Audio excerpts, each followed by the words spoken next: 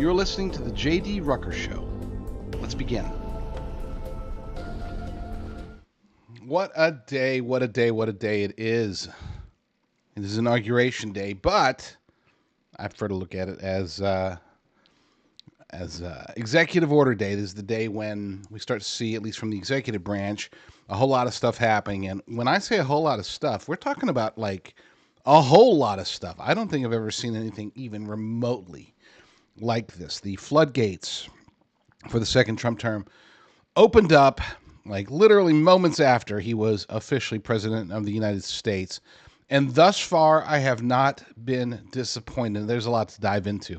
And it's funny because as I do what I do over at thelibertydaily.com, it's Matthew Burke, the owner over there. He asked me, he said, it must be like trying to drink from a fire hose. And I said, it's like sticking a fire hose into your ear and hoping that your brain picks up some of the stuff. There's just so many things happening. So let's dive into it. Without further ado, I'm not going to sit here and wait for the people to come. No offense. I love y'all, but we got a country to save. We've got a lot of stuff happening in the world, and we can't sit around and wait. So I'm diving. If you couldn't tell from my hair, I just, diving in today. I've been up since about 4 a.m.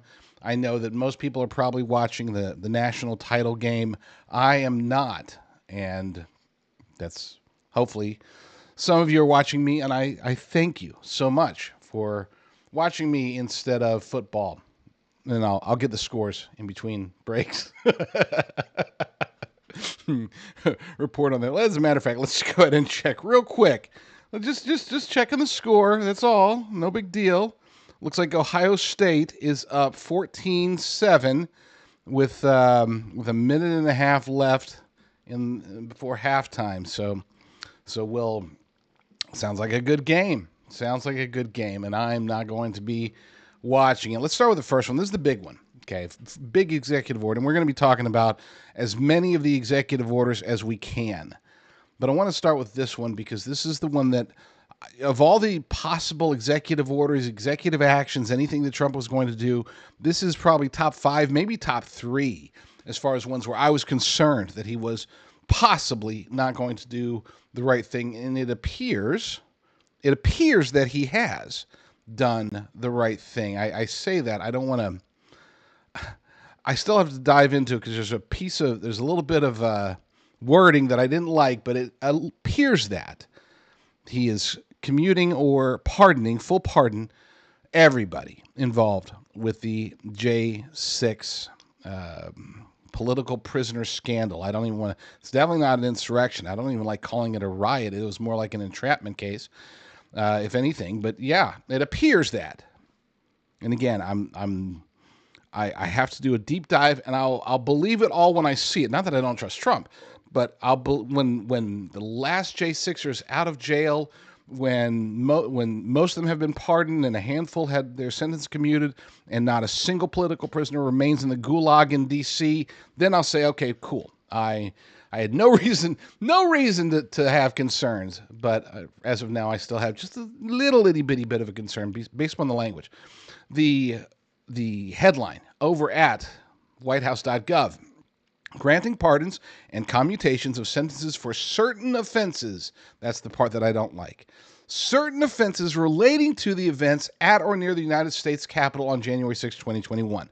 Certain offenses, as if there's other offenses that aren't getting pardoned. But then, when you read into the details, again, it certainly sounds like they're saying everybody. So we'll see. According to this proclamation ends a grave national injustice that has been perpetrated upon the American people over the last 4 years and begins a process of national reconciliation. Acting pursuant to the grant of authority in Article 2, Section 2 of the Constitution of the United States, I do hereby commute the sentences of the following individuals convicted of offenses related to the events that occurred at or near the United States Capitol on January 6, 2021. And the funny part is, some of them weren't even at the Capitol or near the Capitol on January 6, 2021. He's commuting these sentences to time served as of today, so they are supposed to be let out immediately. Early reports from Julie Kelly, reports from other journalists say, yep, they're in the process of getting released. So again, this This is potentially really, really good stuff. Some of the names: Stuart Rhodes. I think everybody here knows Stuart Rhodes. Kelly Meggs. You should know Kelly Meggs. Kenneth Harrelson, Thomas Caldwell, Jessica Watkins, Roberto Menuda, Edward Vallejo, David Morshell, Joseph Hackett, Ethan Nordine, Joseph Biggs, Zachary Rail, Dominique Pizzola, and Jeremy Bertino. All those are being commuted, which means that they're not full pardons, but they get released from jail. And at this point, I'll take it. Now, I had called for full pardons across the board, blanket pardons, no questions asked. If you're in there because of J6, or if you're currently under investigation, or if anything, then just, full pardon. But this is a close second. If we get the people out of jail, if we get the prisoners out of jail, praise God for that.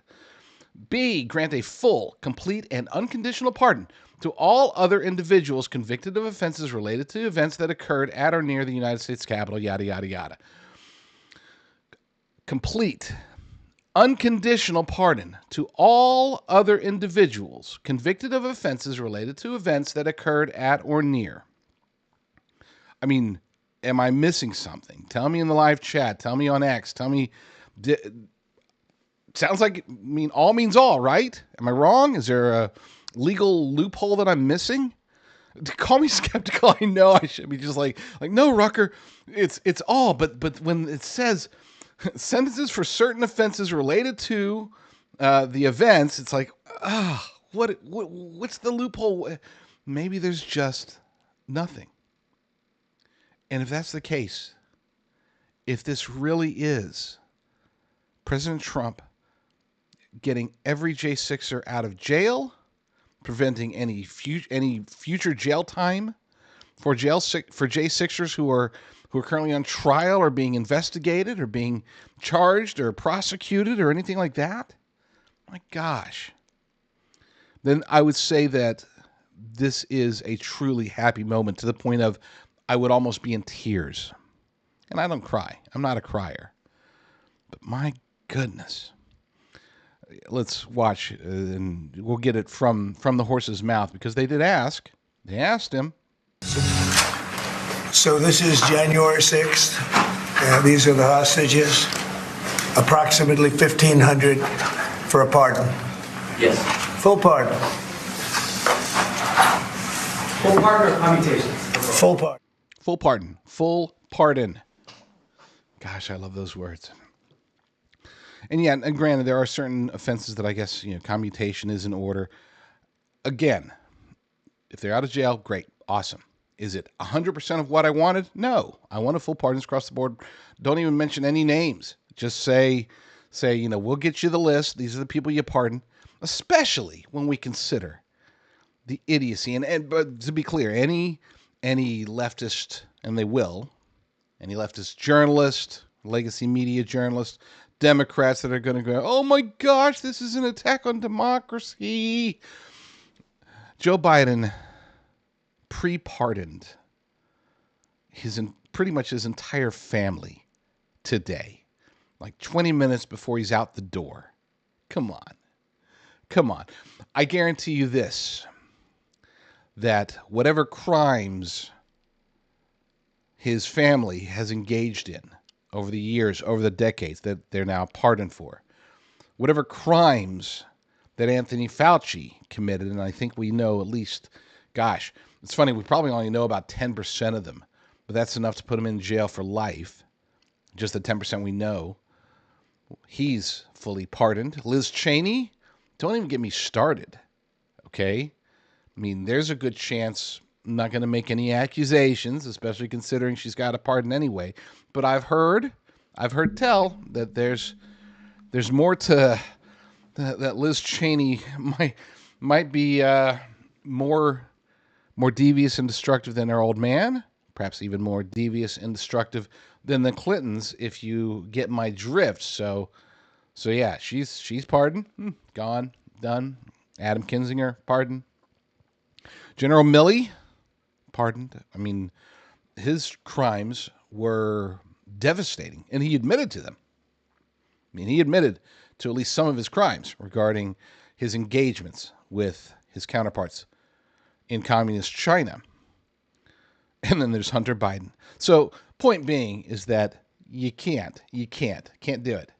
You cannot tell me, say anything if you're a legacy media shill, Democrat shill, and you're like, oh my gosh, but he pardoned that grandmother who was walking through the Capitol. Now we're all dead. Or even look, you want to go after the people that engaged in violence. Say, well, but what about the people that attacked police officers? Yeah, that sucks. It sucks that they were in what I consider to be in most cases entrapped into a position where they engaged in stupidity. Yes, absolutely. But would they have engaged in that stupidity had the FBI, the deep state, Antifa, everybody else that was there to antagonize, if they weren't there pushing, would there have been that violence? Would there have been any attacks? I would argue no. We can't tell for sure. But because of the nature of January 6th, we have to assume. We have to assume that had the right things been done, such as not trying to push people into the Capitol, such as not getting on scaffolding and telling people to go in, such as not saying, tomorrow we're going to go into the Capitol, Ray Epps. I mean, come on. If none of that stuff happened, would any of these J6ers have been where they are today, or even where they were on January 6th? I would argue no. Had Nancy Pelosi or Mayor Bowser allowed the National Guard, the 10,000 National Guardsmen that President Trump tried to get positioned at the Capitol, would we have had any of this? No. And that tells us something. That tells us that they knew, the deep state, the uniparty swamp, the Pelosi's and Bowser's and Cheneys of the world, they knew. They were using this. They set this up as a way to not only stop Trump from ever getting into the White House again, that didn't work out, but also of preventing people like you and me from ever protesting government again. That didn't work out either. Both looked in jeopardy for a while. But praise God that we overcame. And I would argue that he overcame on our behalf. We can say, oh, we did great, and Scott Presser did great, and he did.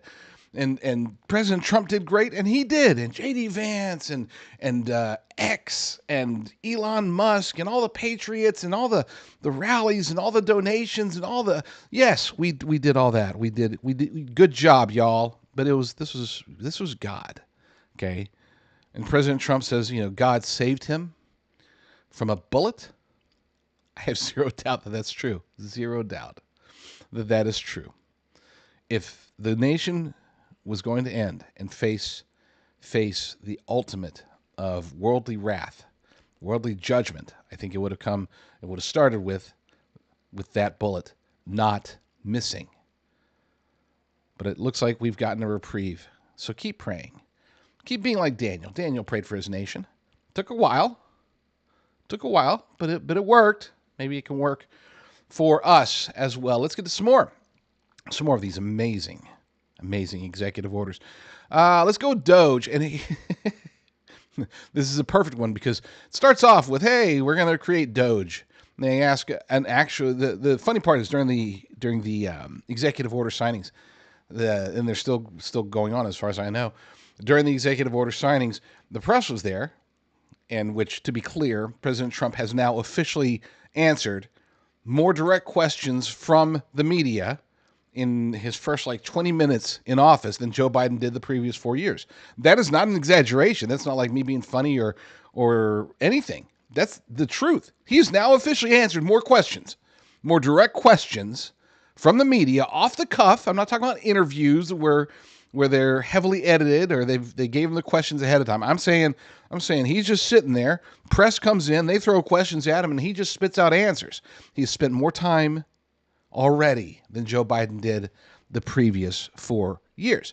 But during these, he's sitting there, he's signed the executive orders. He's got the guy says, okay, this is the executive order creating the Department of Government Efficiency. And Trump says, wow, that's a big one. And then the press starts asking him random questions about something else.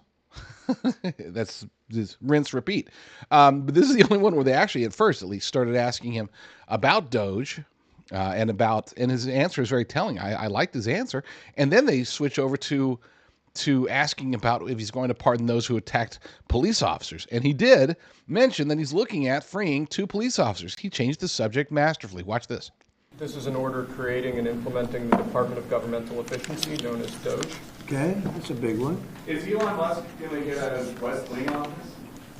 No, he's getting an office for about 20 people that we're hiring to make sure that these get implemented. We have a problem in this country. You sign an executive order, it doesn't get done for 6 months. As an example, when we allow the J6 hostages to go out, it might not be approved under the old days for 2 weeks, 3 weeks, 6 months. You know, they had a good ruling from the Supreme Court, and it's like nothing happened. That ruling was 6 months ago, you know that. And it was like they didn't have a ruling. They've been treated very unfair. The judges have been absolutely brutal. The prosecutors have been brutal. Nobody's ever treated people in this country like that. Mr. President, are you commuting the sentences of anyone who assaulted a police officer on January 6th? Well, we're looking at 2 police officers, actually, that Washington police officers who went after an illegal, and things happened, and they ended up putting them in jail. They got 5-year jail sentences. You know the case.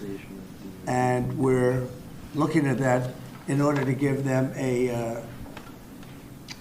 we got to give them a break. Did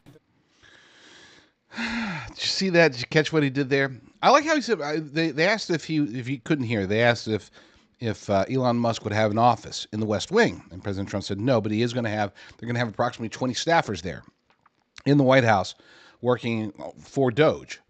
That's interesting to me because I was thinking, oh, you know, they're going to have like 8 or 9 people, and they're just going to like push direction, you know, push in other directions. No, they're not. Now, funny, quick side note, nothing to do with today, but it appears that Vivek Ramaswamy is out of Doge. Now, some are saying that it's because he's running for Ohio governor. Others are saying, and I think credible sources are saying that they just couldn't put up with him anymore. And it could have something to do with the H-1B visa debacle that he got engaged in.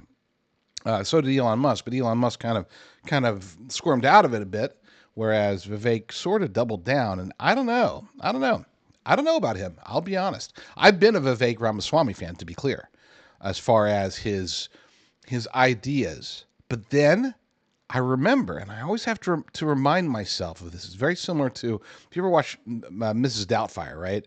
At the end of Mrs. Doubtfire, the movie, you know, he's sitting there and he's talking to the judge, and he's like, I need my kids to be able to breathe, or, you know, it's Robin Williams being Robin Williams, very heartfelt. And the judge is like, I want to believe you, but you just fooled your wife and kids into thinking that you were like a British woman. So how can I trust you now? The same thing goes with Vivek Ramaswamy. You know, is he a smooth talker? Absolutely. Okay, he really is. Is he intelligent? Ah, dude, he's wicked smart. I mean, the guy is as sharp as a tack. But then again, he's also been, in the past, he's been anti-Trump, he's been anti-MAGA, he's been anti a lot of things. He's kind of come around lately. Point being is this, that I am okay with him not being a part of this. I really am. You know, Doge, I think, will be successful. Will they be able to cut $2 trillion? I don't think so. Will they be able to cut $1 trillion? I don't think so. I really don't. And not because they won't try. I think they'll run into some major headwinds, especially with Congress. Even the conservative Republican Congress, they like to spend money. The uniparty swamp sure doesn't like their budgets cut. So we'll see how that goes. Anyway, that's a whole other issue. There was one other huge, well, let's face it, there's been like 40 bombshells today, okay? And at least 20 of them are executive orders that are bombshells. You know, there's some that are big, but a lot of them are big. And one of them that's big that I don't think very many people were talking about before was the World Health Organization. According to whitehouse.gov, they're withdrawing the United States from the World Health Organization. Now, if the J6 headline was a little bit confusing, this one is not. And I like not confusing. By the authority vested in me as President of the United States and the laws of the United States of America, it is hereby ordered, Section 1, the United States notice its withdrawal from the World Health Organization in 2020 due to the organization's mishandling of the COVID-19 pandemic that arose out of Wuhan, China, and other global health crises, its failure to adopt urgently needed reforms, and its inability to demonstrate independence from the inappropriate political influence of WHO member states. In addition, the WHO continues to demand unfairly onerous payments from the United States far out of proportion with what other countries assess payments. China, with a population of 1.4 billion, has 300% of the population of the United States, yet contributes nearly 90% less to the WHO because, China's broke, right? Anyway, United States intends to withdraw from the WHO. President's letter to the Secretary General of the United Nations, signed on January 20th, 2021, that retracted the United States, their July 6, 2020 notification, blah, blah, blah. I pulled out, this is what he's saying, I pulled out of the WHO already. Joe Biden stuck us back in the day after he was inaugurated in 2021, or actually the day that he was inaugurated in 2021. I'm pulling us back out the day that I'm inaugurated. We're gone. We're out of here. Anything of importance here? Director of the White House Office of Pandemic Preparedness and Response Policy shall review, rescind, and replace the 2024 U.S. Global Health Security Strategy as soon as practicable. So in other words, it's not only are they pulling out of the WHO, they're looking at everything that's had to do with the WHO prior to over the last 4 years and saying, does this still apply? No? Okay, we're out. Does this one still apply? Yeah, it sort of applies. All right, we'll stay in there. I like this approach. Okay, I'll admit I'm as much of a antagonist as I am to the World Health Organization in general. There are benefits to it. And I'm not saying benefits. Let me clarify before. I'm sure somebody's out there already typed in, "Oh, you globalist shill." No. It's not the World Health Organization itself that can be of any benefit whatsoever. But they did provide Joe Biden, his administration in the United States, with certain things, certain access to certain research or whatever. They do need to look at it, and you don't want to throw the baby out with the bathwater. If there's anything that can benefit the United States, we're paying tons of money, might as well see, well, can we use this? Is this beneficial? Yes, no, maybe, and then make the decision from there. I like that a lot. As much as I'm a big fan of blanket this or blanket that, this is one where there is, we're pulling out of WHO. That's definitive. Great. Now, let's see if there's anything there that needs to be preserved, any documentation, anything. I don't know. Maybe there's nothing. Hopefully there's nothing. I would much rather that'd be a lot cleaner. But just in case, let's at least make sure before we just start pulling out. I got a lot more for you. A lot of executive order. Like I said, if you missed in the beginning, people call this Inauguration Day. That's great. I watched his speech. It was a speech. I mean, yeah. I like how so real quick, just before I don't want to glaze over this part. I liked the fact that he didn't mention Democrats. He kept referring to the establishment. And that tells us that he, on one hand, he doesn't want to offend because, Obama was there. Joe Biden was sort of there. He was physically there at least. I don't know where his head was at. He was probably in Delaware or the moon or someplace else. Kamala was there. Clintons were there. This wasn't like a rally for his fans. This was his inauguration. And he handled it, I think, extraordinarily classy. Okay? Didn't rip on Democrats, but he did rip on the establishment. And that's good. That's very good. We need him to understand that. And he does. I think he does now. Yeah, I think going in, he was thinking, okay, so Republicans are on my side, and Democrats are, we'll try to get the Democrats on my side too, because Chuck Schumer likes me. This is in the beginning of his first term. Chuck Schumer likes me. I'm friendly with Nancy Pelosi. All the Republicans are going to like me, so smooth sailing. And then he met Paul Ryan, and it's like, what? Why aren't you doing what we want you to do? And then he met Chuck Schumer. I'm sorry, he met Mitch McConnell. And he's like, what? Why aren't you doing what you're supposed to do? Why is everybody working against me? And then he started looking at the people that he surrounded himself with, some of the worst people. Jeff Sessions, Rex Tillerson, sorry. Rex Tillerson, H.R. McMaster, and he started thinking, my gosh, who convinced me to hire these idiots? He probably called Reince Priebus and said, hey, Reince, you said that maybe you're a bad guy too, and you're a bad guy, and you're a bad guy. And then he learned his lessons. This is one of the reasons why I keep saying over and over again, it was a blessing. I think now more and more people are starting to realize that it was a blessing that he, quote unquote, lost in 2020. That's hard for us to swallow considering the carnage, the damage that has been done. But let's face it, if he had won, and if his victory would have been allowed by the powers that be in 2020, then Mike Pence would still have been vice president, probably running for, maybe even becoming the president today. You still would have had the same basic cabinet, which about 2/3 of them were awful. You wouldn't be talking, you'd still have Christopher Wray. Christopher Wray would still be there probably today. We wouldn't be talking about Kash Patel. We wouldn't be talking about Pete Hegseth. We wouldn't be talking about Pam Bondi. I mean, my gosh, this has been huge, and Trump learned his lesson. Many lessons. I think in many ways he was also humbled. This does seem like a humbler version of Trump. Still bold. Don't get me wrong. He's still bold. He's still aggressive. If anything, he's going to be more aggressive. He doesn't have an election. Remember what Obama said? After the election, I'll be able to have more freedom to do what I need to do. Well, now, President Donald J. Trump has freedom to do what he needs to do on behalf of the United States of America. And had he been the president the last 4 years, would we be in better shape? Yeah, absolutely. But maybe we would be setting up for a true fall. I think that we needed to experience, the world needed to experience 4 more years under Democrat rule, specifically under Joe Biden's handlers, them handling everything. The world needed to see this. And now, all of a sudden, you have people that hated Trump in 2020 loving him today. Not just across the world, but also here in the United States. This is why he was able to get the youth vote. This is why he was able to get the minority vote. This is why he was able to get the pretty much every vote other than Karen's.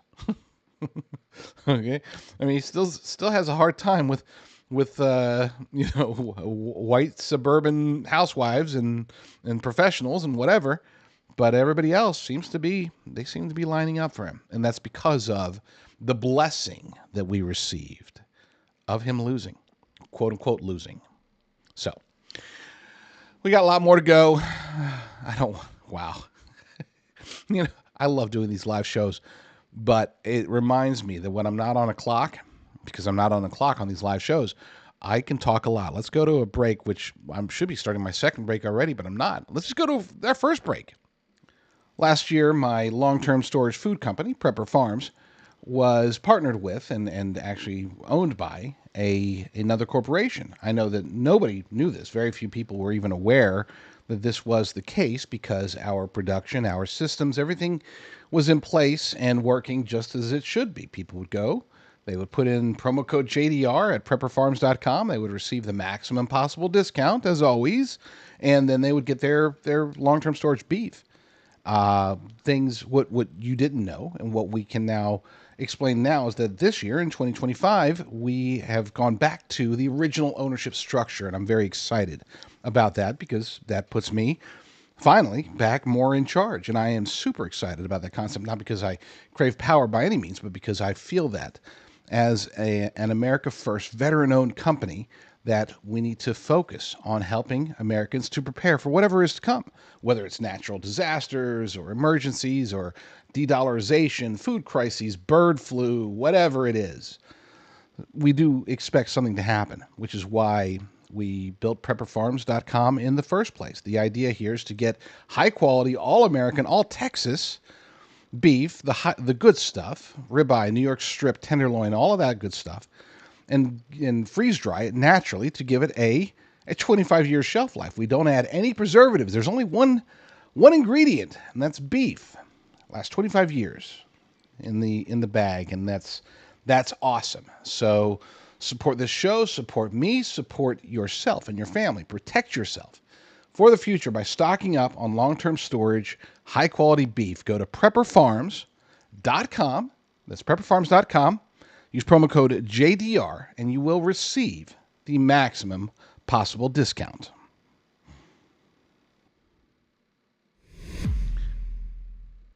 I've got to remember to swoosh in and out before breaks.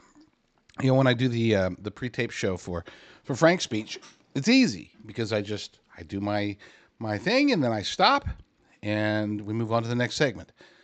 Here, doing it live it's different. Got to remember to swoosh, Rucker. All right, let's go to the next one. This is one that we knew it was coming. I mean, we knew that this is one that he's been talking about. He talked about throughout the campaign trail. Multiple people have been talking about it, but it's good to hear that we are finally going to, well, I'll let him declare it. This is actually an executive order designating the cartels and other organizations to be foreign terrorist organizations. It's a big one. Yes, sir. People have wanted to do this for years. So they are now designated as terrorist organizations, foreign, and Mexico probably doesn't want that, but we have to do what's right. They're killing our people. They're killing 250, 300,000 American people a year, not 100, like has been reported for 15 years. It's probably 300,000. The cartels are a terrorist organization by their very nature. But they're worse than a terrorist organization. They're a terrorist capitalist organization. They're not just trying to engage in terror for the sake of achieving some political goals. No. They're actually far worse. They don't have an ideology. They just have greed and power driving them. Does that make am I suggesting that a cartel terrorist is any less demonic than, or any more demonic than a radical Islamic terrorist? No, they just have different perspectives. But the reason that I say that there's more of a risk when you have capitalistic terrorists, and we say capitalism loosely there, criminal terrorists such as the cartels, is because it's very much easier for them to recruit. They don't have to get people who are ideologically aligned. They can just get people who are doing their thing. Truth Pursuit in the chat says, "It is all in God's hands. I am also glad that Trump had 4 years to regroup and become more battle ready. Let no one doubt that there is a battle ahead. We are in the midst of it. And there's going to be many battles. We are great. Trump signs an executive order saying that the cartels are a terrorist organization. Is the battle over? Cartels going to be like, oh crap, we're a terrorist organization now. I guess we'll just have to go back to doing our thing here and don't worry about engaging with the United States. No, they're going to double and triple and quadruple down. They're going to try harder. They're going to find new means to generate their revenues, to enhance their power, to drive fear into the people. Because again, they still are terrorists. Terrorists, their entire goal is to drive fear. In the case of the cartels, they use that fear to make their jobs easier. I know that sounds weird, but if you really break it down, that's what they want. If everybody's terrified of them, then they can do what they want, which makes it easier for them to make more profits, to get more drugs, to traffic more drugs into the United States and elsewhere. They can accumulate more firearms, more weapons, more bombs.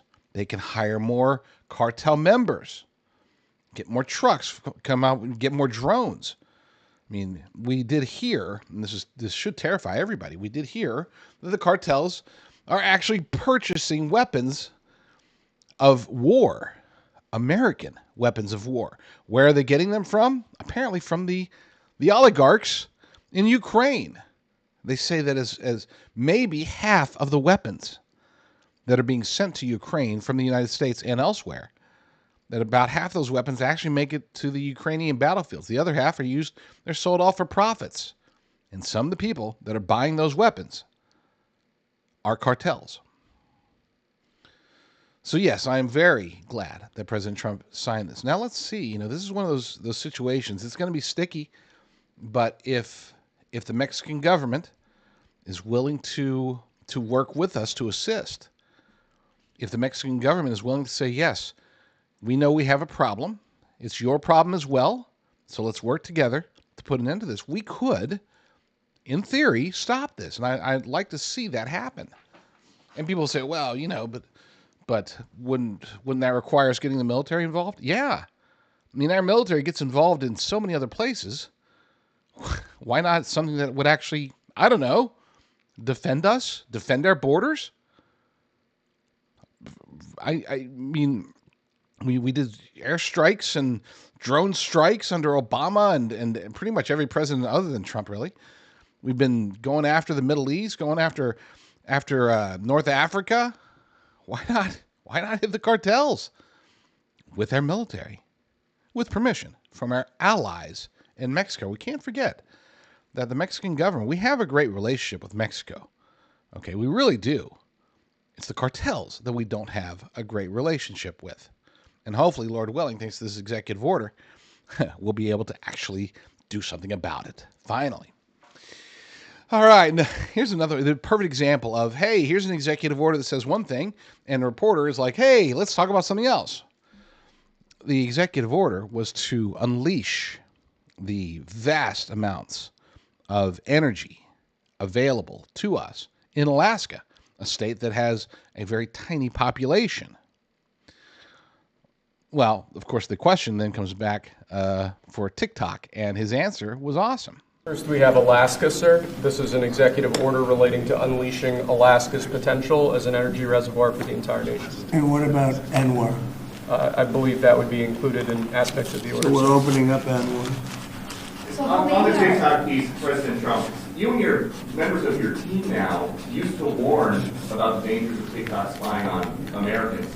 What changed that you're not worried about that anymore? Well, it depends on the deal. I mean, I may not do the deal or I may do the deal. TikTok is worthless if I don't approve it. It has to close. I learned that from the people that own it. If I don't do the deal, it's worthless, worth nothing. If I do the deal, it's worth maybe $1 trillion, $1 trillion. So if I do the deal I'm talking about doing it for the United States. If I do the deal for the United States, then I think we should get half.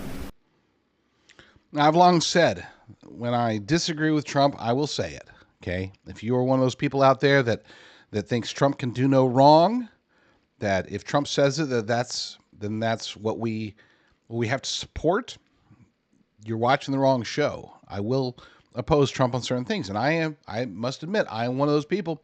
I'm against TikTok, okay? I was very happy when TikTok was banned. I was even happier when TikTok shut down, and I was very sad when they came back all of a sudden. But I'm also pragmatic enough to realize, look, if Trump's gonna save TikTok, then we better get something out of it. And certain things that we can get out of it is, number one, the most important thing is we have to eliminate the threat. And the threat is that the Chinese Communist Party is not only spying on America through TikTok, but also manipulating. It doesn't get talked about nearly enough, but that they are manipulating through their extraordinarily, amazing. It's like the ultimate digital psyop in history.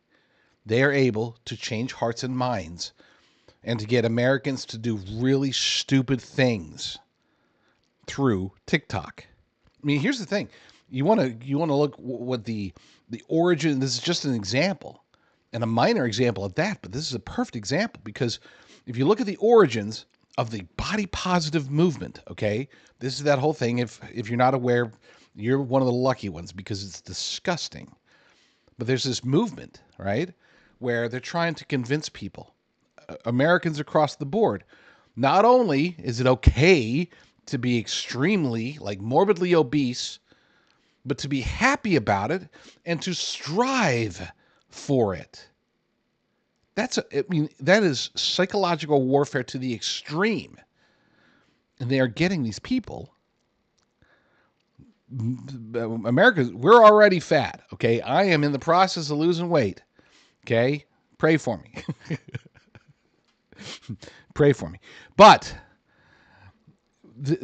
as a nation, we're already fat. They're making it worse. They're making it to where you have these people, especially young people, out there who could be exercising, who could be healthy, who could be eating right, eating well.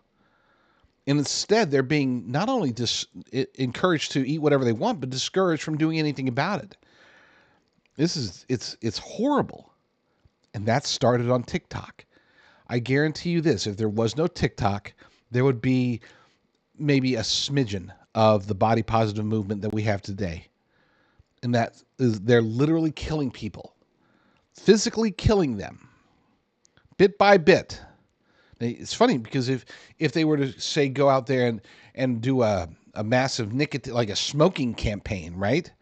If they were to try to, smoking is really good for you, everybody would be like, no, TikTok bad. But then this body positive thing comes along and it's like, wow, you mean I can eat whatever I want and still be happy and people will still call me beautiful and I'll still win beauty pageants and I'll still, I might die at 37, but hey, at least I enjoyed my time when I was there. Live fast, die young, have a good looking corpse. All that stuff. Jim Morrison. No. It's not even romanticized like that.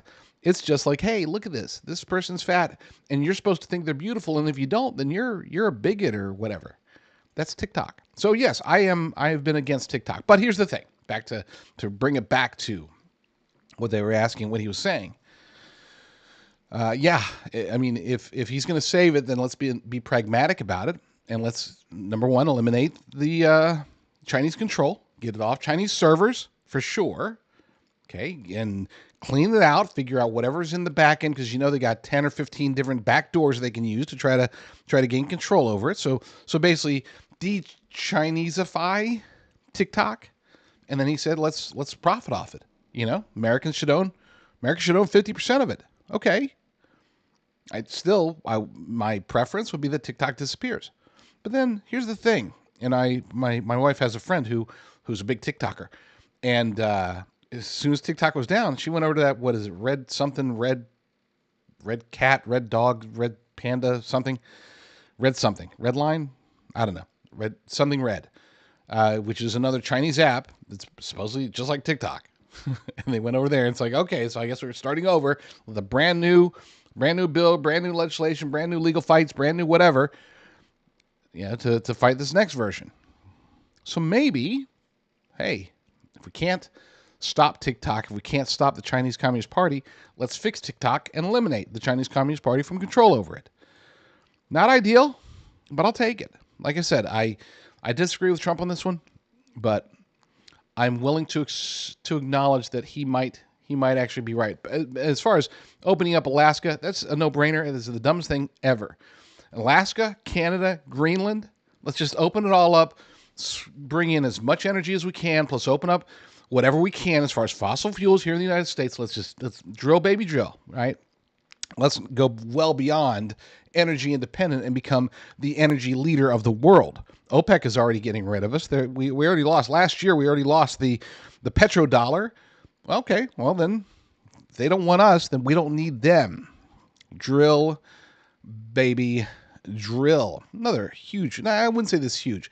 This is another one that was expected, but I'm glad to hear it's happening. Watch. So this is about reforming the system of hiring in the federal government to ensure that merit is the lodestar of hiring decisions. As per the Supreme Court. Other matters. Yes, sir. Here's a big deal, merit. Our country is going to be based on merit again. Can you believe it? Gotta have merit. Atomic 9998 says, I just love it. Relieved that Biden is gone. Oh, praise God that Biden is gone. And let's be clear, it's not Biden. Okay, I got in trouble because I had I guess you could say, sort of an insulting. Maybe I was called an ageist, but I posted over on X and other social media sites. I said this morning. I said let's take a moment to remember Joe Biden's presidency because he won't. Yeah, too soon. But it is true that, we're happy that Joe Biden is gone, but in reality, we're happy that his handlers are gone. We're happy that his puppet masters are gone. Joe Biden was not in control. I was saying this back in 2020. I said, look, guys, you guys want to vote for this guy, but there's a reason they're sticking him in the basement. It's not because he's got gaffes. It's not because he's stuttering. It's because he's got early stage dementia. And as soon as he gets into the White House, dementia is pushed harder and stronger by stress. So if you put him in the White House, then his dementia his brain, his mental acuity is going to plummet. I mean, it'll be like tying cinder blocks to his legs and throwing him in the ocean. He is going to sink, and he's going to be completely worthless. And that's not a good sign. That's not a good thing to have a president. You might dislike him, but I would never want a president or somebody in charge who does not have their full mental acuities. Even if they have bad ideas, I'd rather take bad ideas with a lucid mind than bad ideas. Oh, also, he doesn't know what planet he's on at any given moment. He doesn't know what executive orders he's signing. We learned that from Mike Johnson over the weekend. So it's not him. The people that are really gone are his handlers and his puppet masters. The handlers, of course, answering to the puppet masters. Now, are they really gone? Or are they just moved along somewhere else? They have just moved along. I would argue that maybe they're preparing for something. I don't know if they're preparing for 2028. Maybe they're preparing for a big coup in 2026. I'm not talking coup against Trump. I'm saying a political coup where they're trying to win elections. Maybe they've got something worse planned. I don't know. If they say we're living in a simulation. If we are living in the simulation, then we are in that quote unquote good phase right now, which means that the bad phase is coming. But I'm not going to just sit back and assume that. We're going to try to keep the good times rolling the entire time. Is it possible? Probably not. Does that mean that we can't push for it? No, we're going to push for it.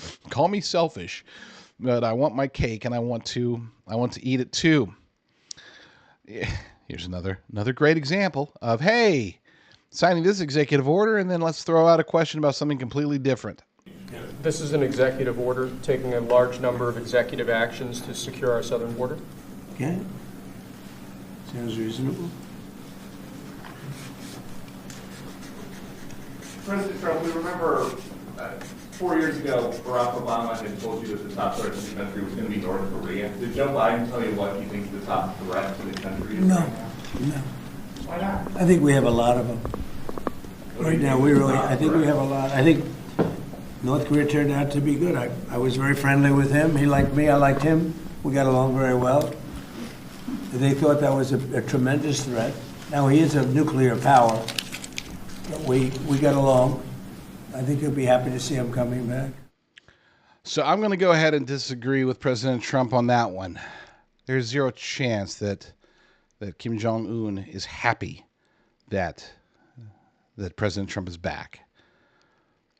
Any of our enemies, whether it's the Ayatollah Khomeini, whether it is Xi Jinping, Kim Jong-un, none of them are happy that President Trump is back. They liked 4 years of American weakness. They enjoyed 4 years of being able to do whatever the heck they wanted without fear or concern over what Joe Biden or the Biden-Harris regime was going to do to them. They felt that they were living in a consequence-free world, and in many ways they were. Notice that Trump said they have nukes. They didn't have nukes when he left office. But apparently they have nukes now. They've been testing, they being North Korea, has been testing long-range missiles that can reach me out here in California. So no, I don't think that Kim Jong-un is sitting there saying, oh, wow, it's rough having Trump gone. Now, other leaders, especially our allies, they might not admit it. They might not say, oh, some of them will. Viktor Orban, hey, he's all about it, right? Maloney, and you got some that are like, yeah, we're very openly happy that President Trump is back, because there is a both a populist and a conservative shift happening in the world, and those leaders are very happy to have Trump back. But I would argue that many of the other ones are just as happy. Okay, they weren't feeling safe under Joe Biden. They might have been able to get away with some things that they wanted to get away with, but that was minuscule compared to living in a world without American leadership driving the Western ideals. Living in a world where they have to figure out, do we really need to cozy up to China? Is that something that we need to do? And one could argue, living in a world where they have to say, yeah, Ukraine is super corrupt, but we can't, with Joe Biden in the White House, we can't do anything about Russia, so we got to use Ukraine as the way to stop them. It's not like Joe Biden's going to be able to go negotiate with Vladimir Putin. People, even those who would never openly say it, many world leaders are happy that President Trump is back. They're ecstatic. They breathed a sigh of relief on election night. They started doing their calculations. They don't like him, to be clear. It's not like, oh, we love Trump, we just can't tell anybody. There's a lot of people like that in America. But as far as world leaders, they still don't like him. But they need him. They wanted him back. They just couldn't say that publicly. Kim Jong-un is not one of those people. He might actually be the exact opposite. He might like Trump. I think he does. I think he actually probably admires Trump. He's like, man, that guy's so much cooler than I am. But he might actually like and admire Trump, but he doesn't want a world with Trump leading the United States. He would rather have a world where the United States is weak. And that's the world that got left behind today. Praise God for that. Let's do one more. Let's see. Oh, this is a double whammy here, because this one is this is great. The first one is the national border. And before we get into this, I like how I forgot what legacy media outlet it was, but they had somebody positioned at the border, right? This is journalism in 2025. They had somebody positioned at the border, and after the executive order went out declaring a national emergency at the border, yeah, they had the reporter asked him, is anything different? Has anything changed ever since the executive order? And the reporter looks around, it's like, nope, same as it was 20 minutes ago. I mean, they hate you. They hate me. They hate America. They were trying to be, I think they were kind of trying to be funny, but they were also making a political statement of some sort. Instead of reporting the news, they were busy doing their thing. I'm not looking forward to that aspect of things. I enjoyed it.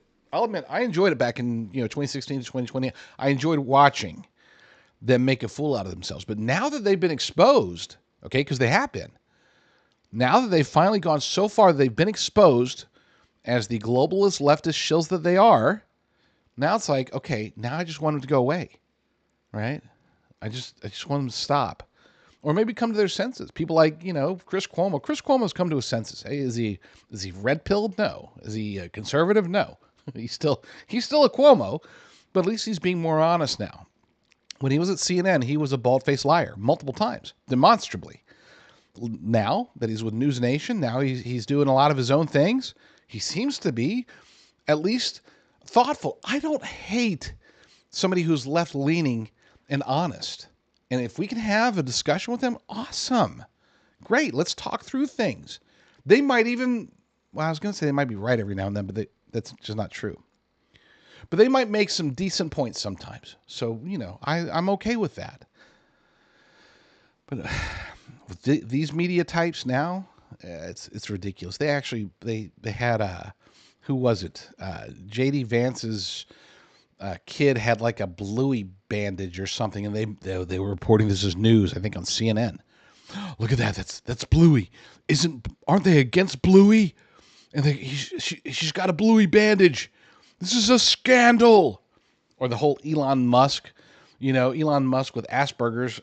He like does this thing where he had just said that he's like giving his heart to the people, and he hits his heart and he makes throws it out to the crowd.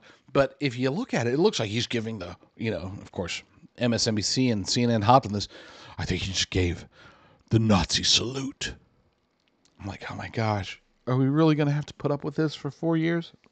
I didn't mind it before because they were exposing themselves, but now they've been exposed, it's like, just shut up. Just go away. All right. Anyway, so with that said, let's get to President Trump talking about the national border and then getting a little surprise on live TV. I like this. Sir, this is a proclamation declaring a national emergency at the southern border of the United States. That's a big one. A lot of big ones, huh? You know what that means, right? President Trump, did President Biden leave you a letter? He may have. Right? All right, let's continue. The second part of that video is it gets kind of funny, and I will talk about the national emergency at the border here in a second. But he finally found the letter, and it was because the reporter prompted him to. Watch. President Trump, did President Biden leave you a letter? He may have. Right? Don't they leave it in the desk? I don't know. Oh, What's in there? thank you, Peter. It could have been years before we found this. Wow. Thank you. Will you read that on the outside? Maybe we should all read it together. Let's read it. Well, maybe I'll read it first and then make that That determination. sounds great. Peter, thank you very much. I may not have seen this for months. Happy to help with the passing of the torch.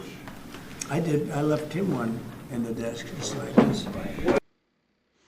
To be fair, he really probably could have read the letter out loud live. We've seen the letters before. They're generally, there's not like okay, the Wi-Fi password is this, and the secret code to give to Nicolas Cage when he comes to you is. It's not like that.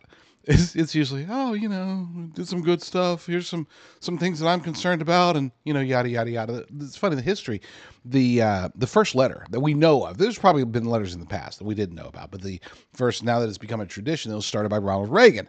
Ronald Reagan, when he was leaving office in 1989, he left a letter for George H.W. Bush, and then George H.W. Bush left one for Bill Clinton, and Bill Clinton left one for George W. Bush, George W. Bush for Barack Obama, Barack for Trump, Trump left one for Biden. And now, so we don't know. We'll almost certainly get to see it because they generally just release them anyway, I think, right? But yeah, I would be interested to see what Joe Biden's handlers wrote to President Trump. Now, back to the national emergency declaration at the border. We do have to. This ties back into what we were saying earlier. So we've got they did a executive order with a whole bunch of basically mini executive orders within it, detailing what they want to do at the border. Of course, we want the Remain in Mexico policy to be reinstated immediately.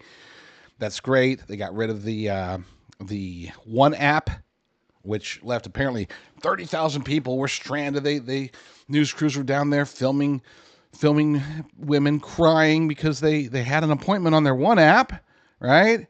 And now the One app is broken. It got TikToked, at least, but this one is permanent.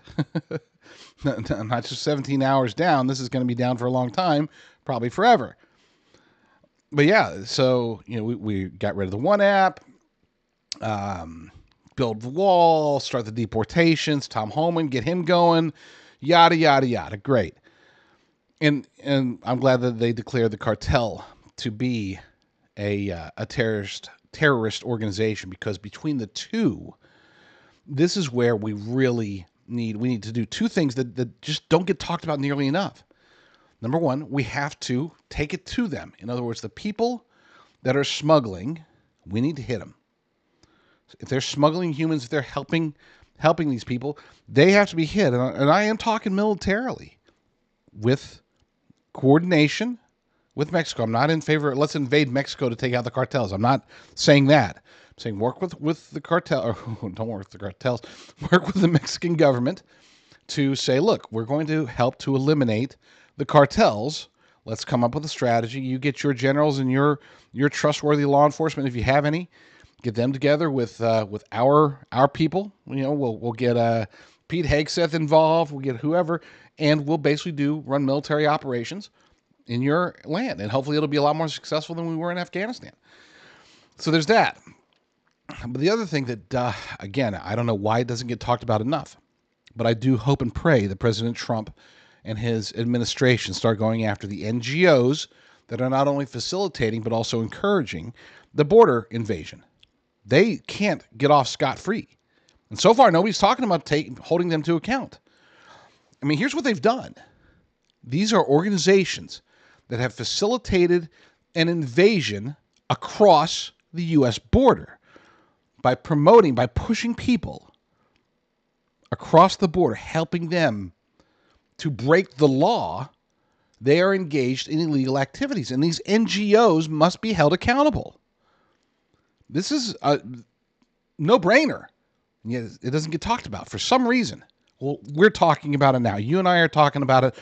Let's get this to the administration and make sure that they understand. Surely somebody there does, but again, since nobody's bringing it up, we'll bring it up. Go after the NGOs, the open borders people, because it's not just that we disagree with them politically. They have broken their laws. They must be held accountable. They must be stopped, because I don't want them to figure out another loophole to try to engage in the next border invasion or to even perpetuate the current one. I want them gone. So, that's your homework. For those who don't know, I've been doing these shows now for a long time, but I've been doing the live show, 6 p.m. Pacific time, Monday through Friday at the very least. I'm going to try to do some on the weekends as well, but at least Monday through Friday, 6 p.m. Pacific time, we'll be doing these live shows. Now, the way they're broken up, and again, I'm open to suggestions if you have better ideas, but the way that they're brought in, I do the first hour, and the second hour is a replay of my Frank Speech show, which is 56 minutes. The reason I do that is because it's two reasons. Number one, because I did the show, might as well show it to somebody, right? You guys might as well watch it. That's number one. Number two, and perhaps more importantly, as the editor of thelibertydaily.com, I can't do 3 or 4 hours in the evenings nonstop without taking time to actually get my work done. News happens, especially on a day like today. Things are happening. I need to report on them. I need to get them up over at not only thelibertydaily.com, but also at discernreport.com, americafirstreport.com. I got a lot of websites. And with millions of monthly visitors, I have that responsibility. This is why I've held back on doing a live show for so long. Well, this is the solution. So, going to go on. It's not really a break if you didn't watch the show, because this one actually aired yesterday morning. If you didn't watch the show, then stick around. Just watch it. It's good. I talk about Michelle Obama and Barack Obama's divorce coming up and why that's the case. I talk about a lot of cool things. The globalists' attacks and their attempts to control technologies that they currently don't control or pretend like they don't control. Stuff like that. I talk about Bitcoin. I talk about a lot of things. So it was a good show, and I want you to watch it. So I am going to take a break for approximately 56, 58 minutes. You're going to stay here and watch the replay. And when the replay is done, I will be back with, call it Recharged, with more stories to talk about, because I will be posting them over at the Liberty Daily for the next 56 minutes. So stay tuned. First, let's take a quick break, and then we'll get to that. So stay tuned. I'm Jonathan Rose, CEO of Genesis Gold Group. As Americans, we work hard every day to provide for our families and ensure their future. But with the uncertainty facing our economy, it is more important than ever to safeguard your wealth and protect your retirement savings. Educated investors look to safe haven assets to shield themselves from the economic storm. Tangible assets like gold and silver can provide stability, security, and most importantly, peace of mind. In 1997, the Taxpayer Relief Act allowed Americans to hold physical precious metals like gold and silver in their IRAs for the first time. Today, Genesis Gold Group helps our clients transfer existing IRAs, 401ks, and other retirement accounts into physical gold and silver, tax and penalty free. With thousands of satisfied clients, 5-star reviews, and fully accredited with the Better Business Bureau, our experienced team is here to help you navigate the process. start to finish. Now is the time to educate yourself on the importance of a diversified portfolio, including tangible assets like gold and silver. Call now to receive our free wealth protection kit and digital dollar defense guide. Call now and we'll include our extremely popular silver prepper bar free when you open your account. Add it to your IRA or have it sent to your home. Call Genesis Gold Group today at 800-200-GOLD. Prepper bar only available through Genesis Gold Group. Before we get to the replay, I have what I consider to be, and I think I'm 100% correct on this. I have the most intelligent audience in the world. Seriously. But you all are also amongst the quietest audiences in the world. I see shows that have like 15 viewers that get more live chats. So point being is that as soon as I click the button to go to break, a live chat came in. I can't let that live chat go. I have to respond to it because I have to respond to all of them. Otherwise, people aren't going to chat with me anymore. So Truth Pursuit says, prepare yourself. And this is in response to how they're going to try to position this, their attacks, they being the left-wing media, the legacy media. They're going to try to position this emergency declaration at the border and all of Trump's attempts to stop the border invasion.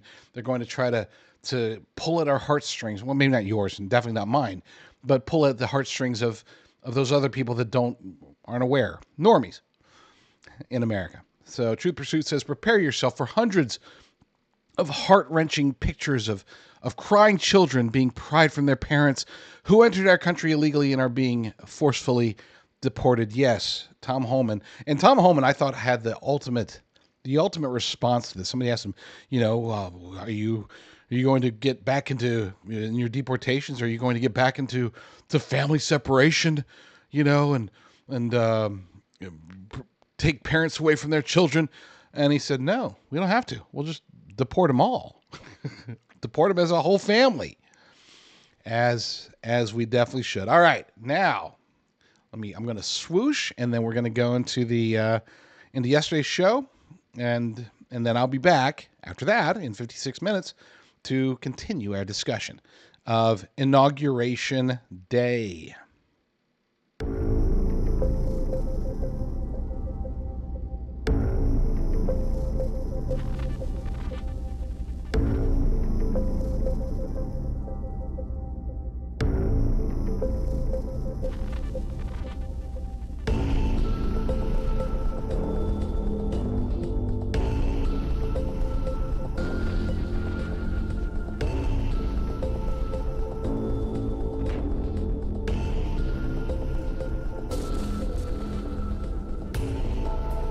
You're listening to the J.D. Rucker Show.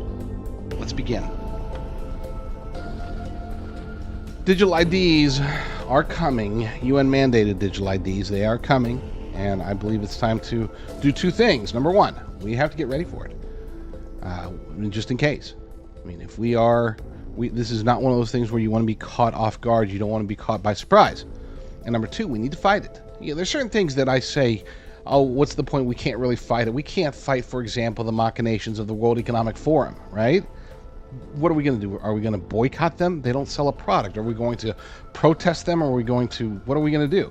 Certain things they might want to try to enact, sure, we can do something about it, but otherwise they're a group that is essentially untouchable by us. Same thing with, for example, artificial intelligence. It's not a group, it's an industry. But that's not an industry that you and I could stop. We're not going to be able to stop it. I don't care how scared somebody is. We could prove beyond a shadow of a doubt that if they develop AI, then everybody's going to die, and they're still going to develop it. Okay? So there's certain things that we can't fight. But when it comes to digital IDs, I think we can. We're seeing across the globe, we're seeing this, I don't want to call it conservative, but we're seeing more of a nationalist movement.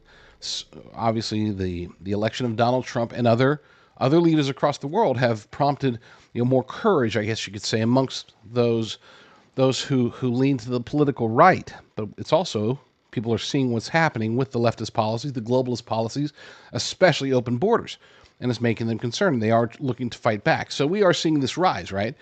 But in the long term, is this just part of the ebb and flow? Or we've gone through several years of leftism, and then the pendulum's going to swing right back Or pendulum has already swung to the right, and now it's going to eventually swing back to the left. I don't know.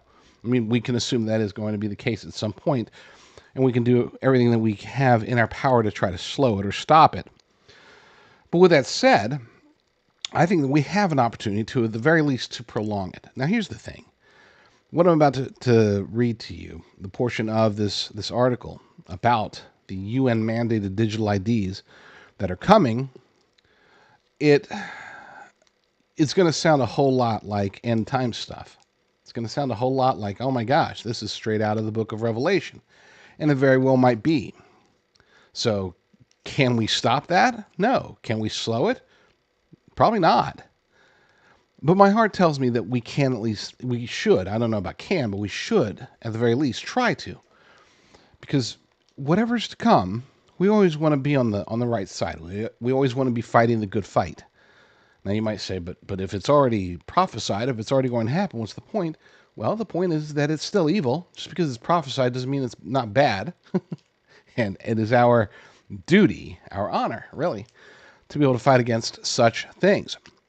This article is by Michael Snyder from the Economic Collapse blog. We have it cross-posted, with permission, of course, over at discern.tv. What will you do when you can't buy or sell anything on the internet without your UN-mandated digital identity chip? That's a good question. Imposing mandatory digital identification on every nation on the entire planet has become a primary goal for the global elite. It isn't going to happen tomorrow, but eventually the plan is to get virtually everyone in the world into the system. If the global elite get their way, a time will come when you will not be able to buy or sell anything on the internet without logging in with your UN-mandated digital identity chip. You won't be able to go to school, get a job, or open a bank account without your UN-mandated digital identity chip either. In essence, you will become a complete and utter outcast from society. And, again, there's two parts to this. Number one, we got to fight it, but number two, we do have to prepare. And in essence, what I'm asking you to do is to prepare to become a total and complete and utter outcast from society, as Michael Snyder puts it. Because you're going to want to be that outcast that's going to be better off, as long as you can pull it off. You're going to be better off that way than if you do engage with the system, become part of this world the way that they want us to be. Back to the article. I've been astounded by what I've discovered. Leo Hohmann, the great Leo Hohmann, and a few others have been writing about this, but the general population has no idea what the global elite have planned. All the way back in September 2018, the United Nations established the UN Legal Identity Agenda Task Force. I want you to remember those three words and the three letters accompanying with them, because they're going to become bigger and bigger in the months and years ahead. Legal Identity Agenda, LIA, Legal Identity Agenda, because that is something that, again, they're trying to make it into a thing. And if they do succeed, then I think they're going to realize a lot of their goals and dreams and aspirations. And this comes directly from the UN website.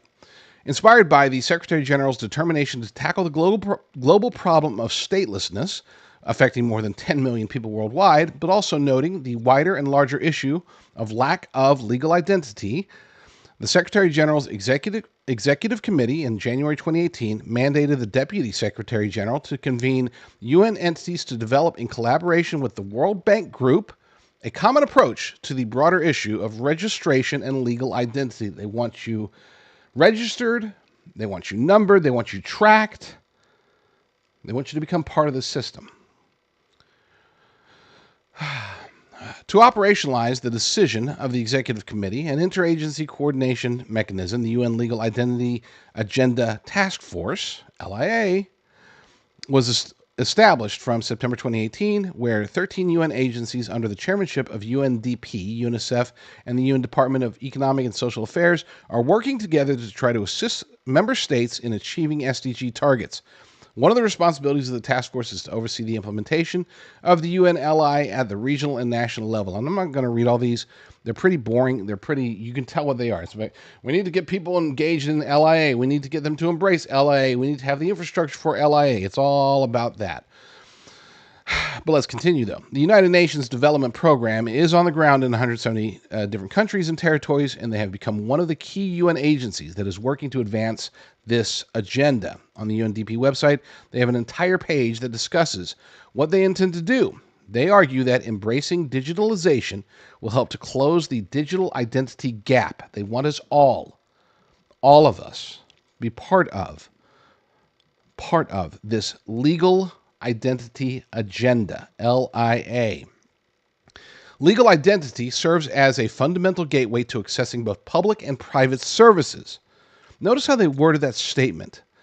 This is something that isn't fully implemented yet, and they're already establishing it. This is called, and when you hear people use the phrase begging the question, this is begging the question. They're taking basically the end goal and stating that as a fact to justify the end goal. It's crazy. Legal identity serves as a fundamental gateway to accessing both public and private services. However, a staggering 850 million people worldwide lack the means to establish their identity. Embracing digitalization offers a pathway to bridging this global identity gap, with digital legal identity serving as a cornerstone of digital public infrastructure, fostering interoperability among diverse systems. It's a lot of gobbledygook for them to say, hey, if we can get everybody on UN-mandated digital IDs, then we can get it to where their access to everything is controlled by those who control the digital ID. We'll be able to track them. We'll be able to guide them. We'll be able to monitor them. We'll be able to control them. This is where you get the whole, everything cascades once they can establish this. Everything falls into line.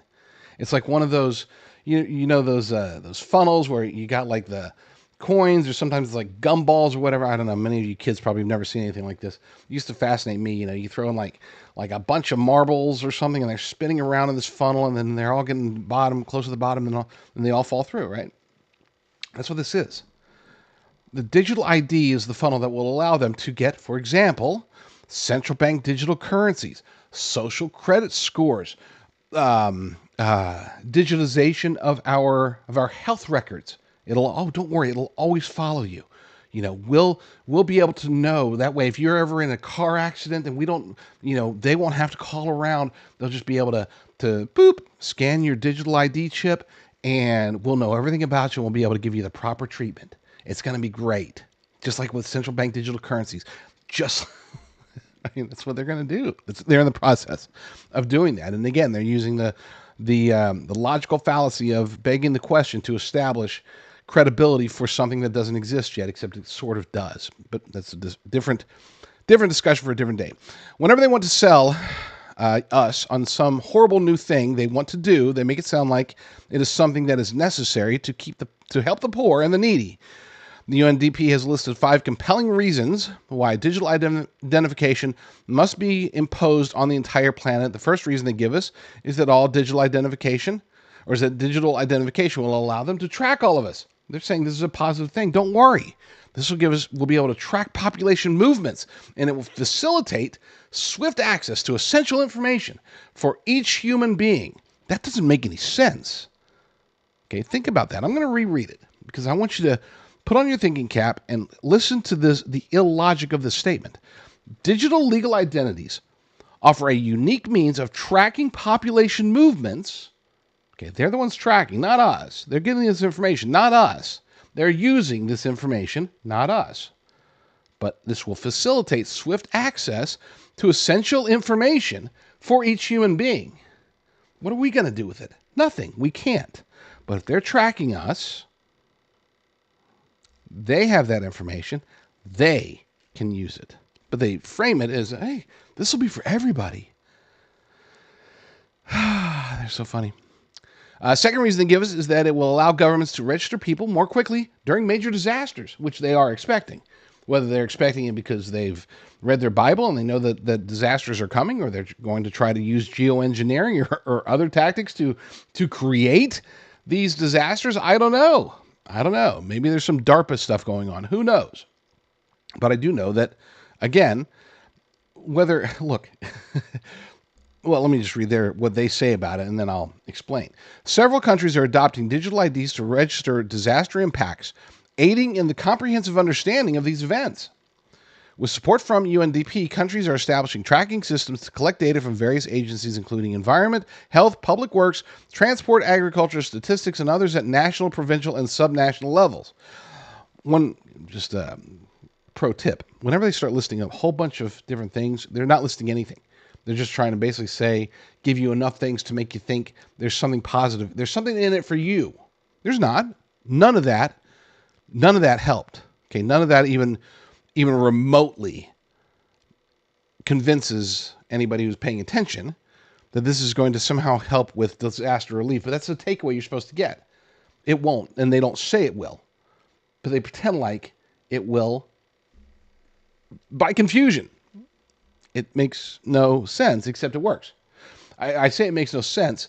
It makes no sense if you're paying attention, but for 99% of people, that'll be like, okay, so it helps with disaster relief. That's their takeaway from that, and that's why they word these things in such manners. The third reason they give is that digital identification is necessary for identifying vulnerable populations and critical infrastructure. I'm not even going to read it because of how ludicrous that is. Identifying vulnerable populations and critical infrastructure. You're telling me you need digital IDs for that? It's like, look at this. Look at this.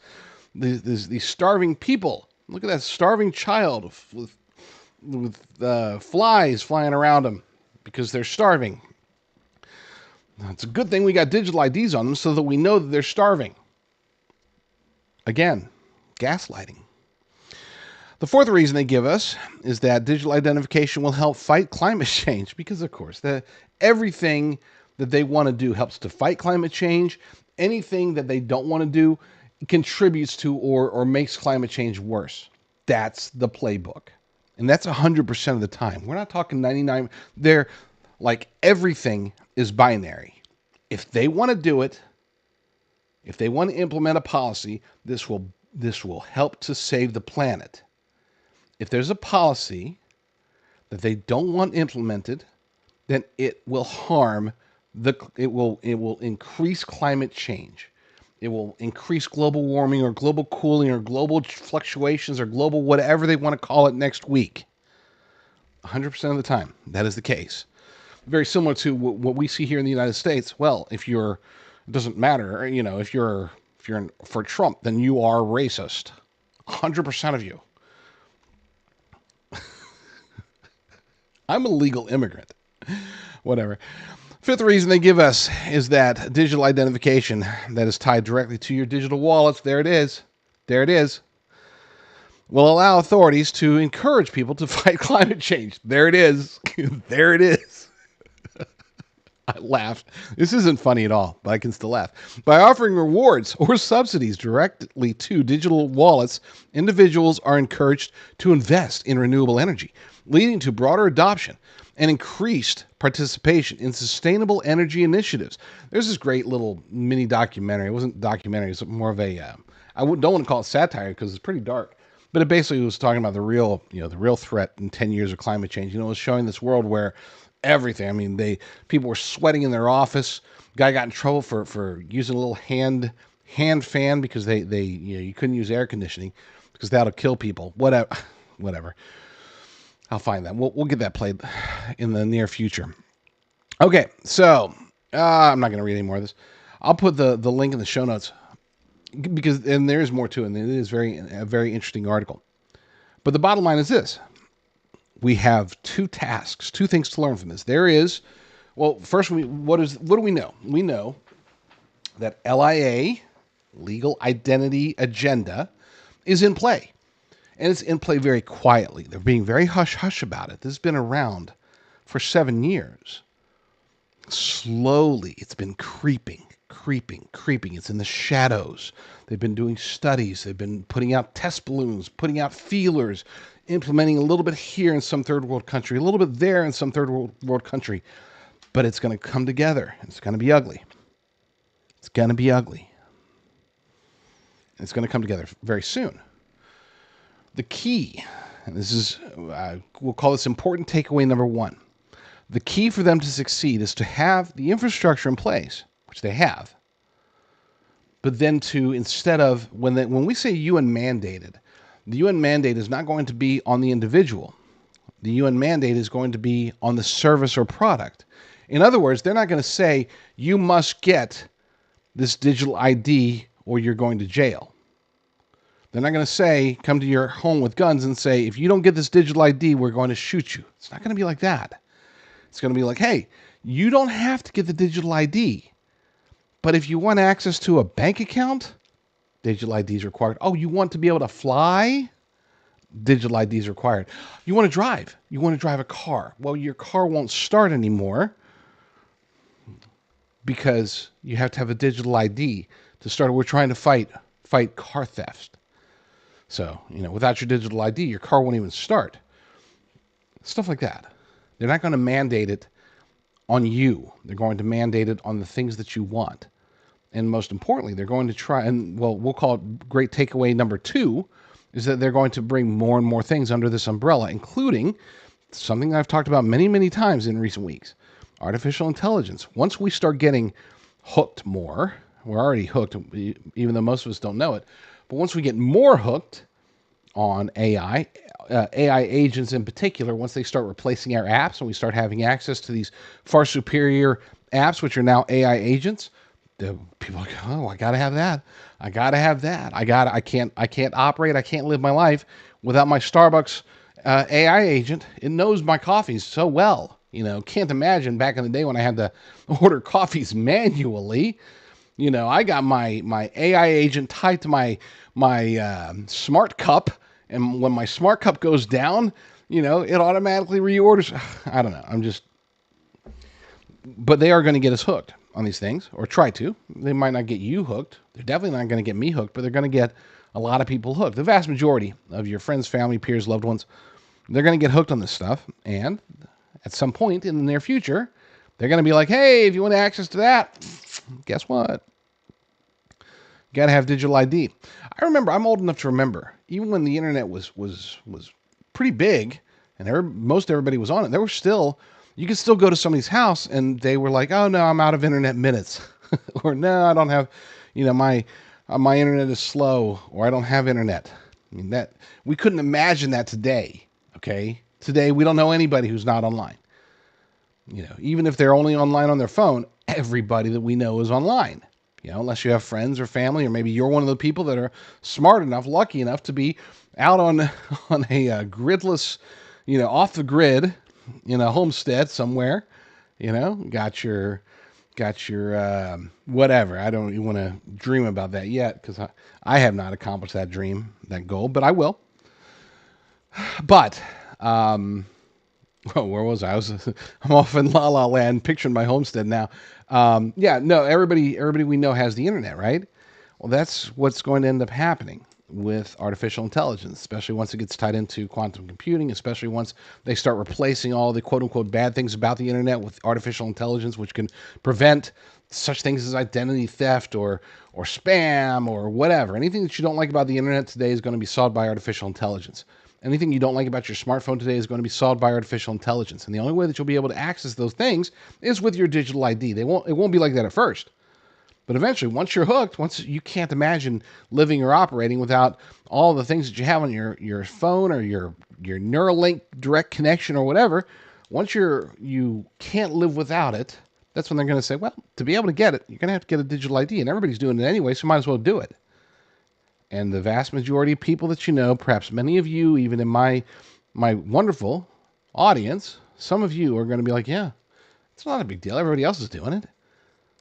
I mean, what could the harm be? Again, I laugh uncomfortably, but it's not funny at all. Takeaway number 3 is that, unlike other things, this is something I do believe we can fight. And maybe I'm delusional. Maybe we can't fight this. But there are certain things where I will say, yeah, we can't fight that. There's no way we can fight that. Just prepare for it.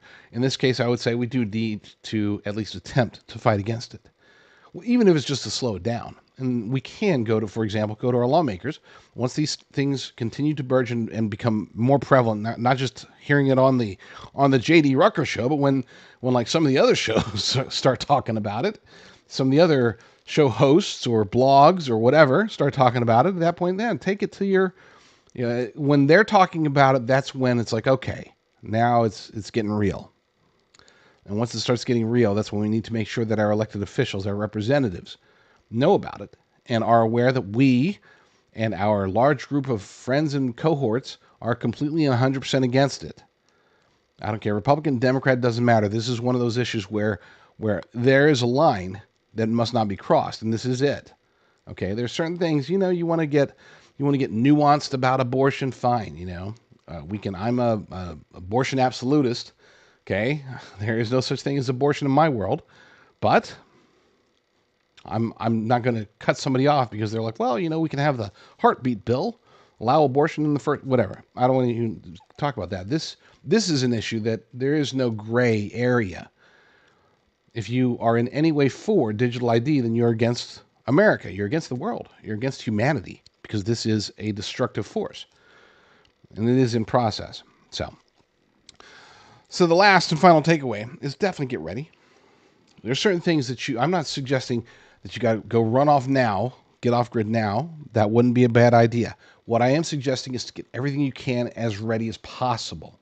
Okay, be ready to break away. Become self-sufficient as much as possible. Even if you're still reliant today, being able to detach yourself, to decouple yourself from society if it turns to this evil, that is important. That is necessary.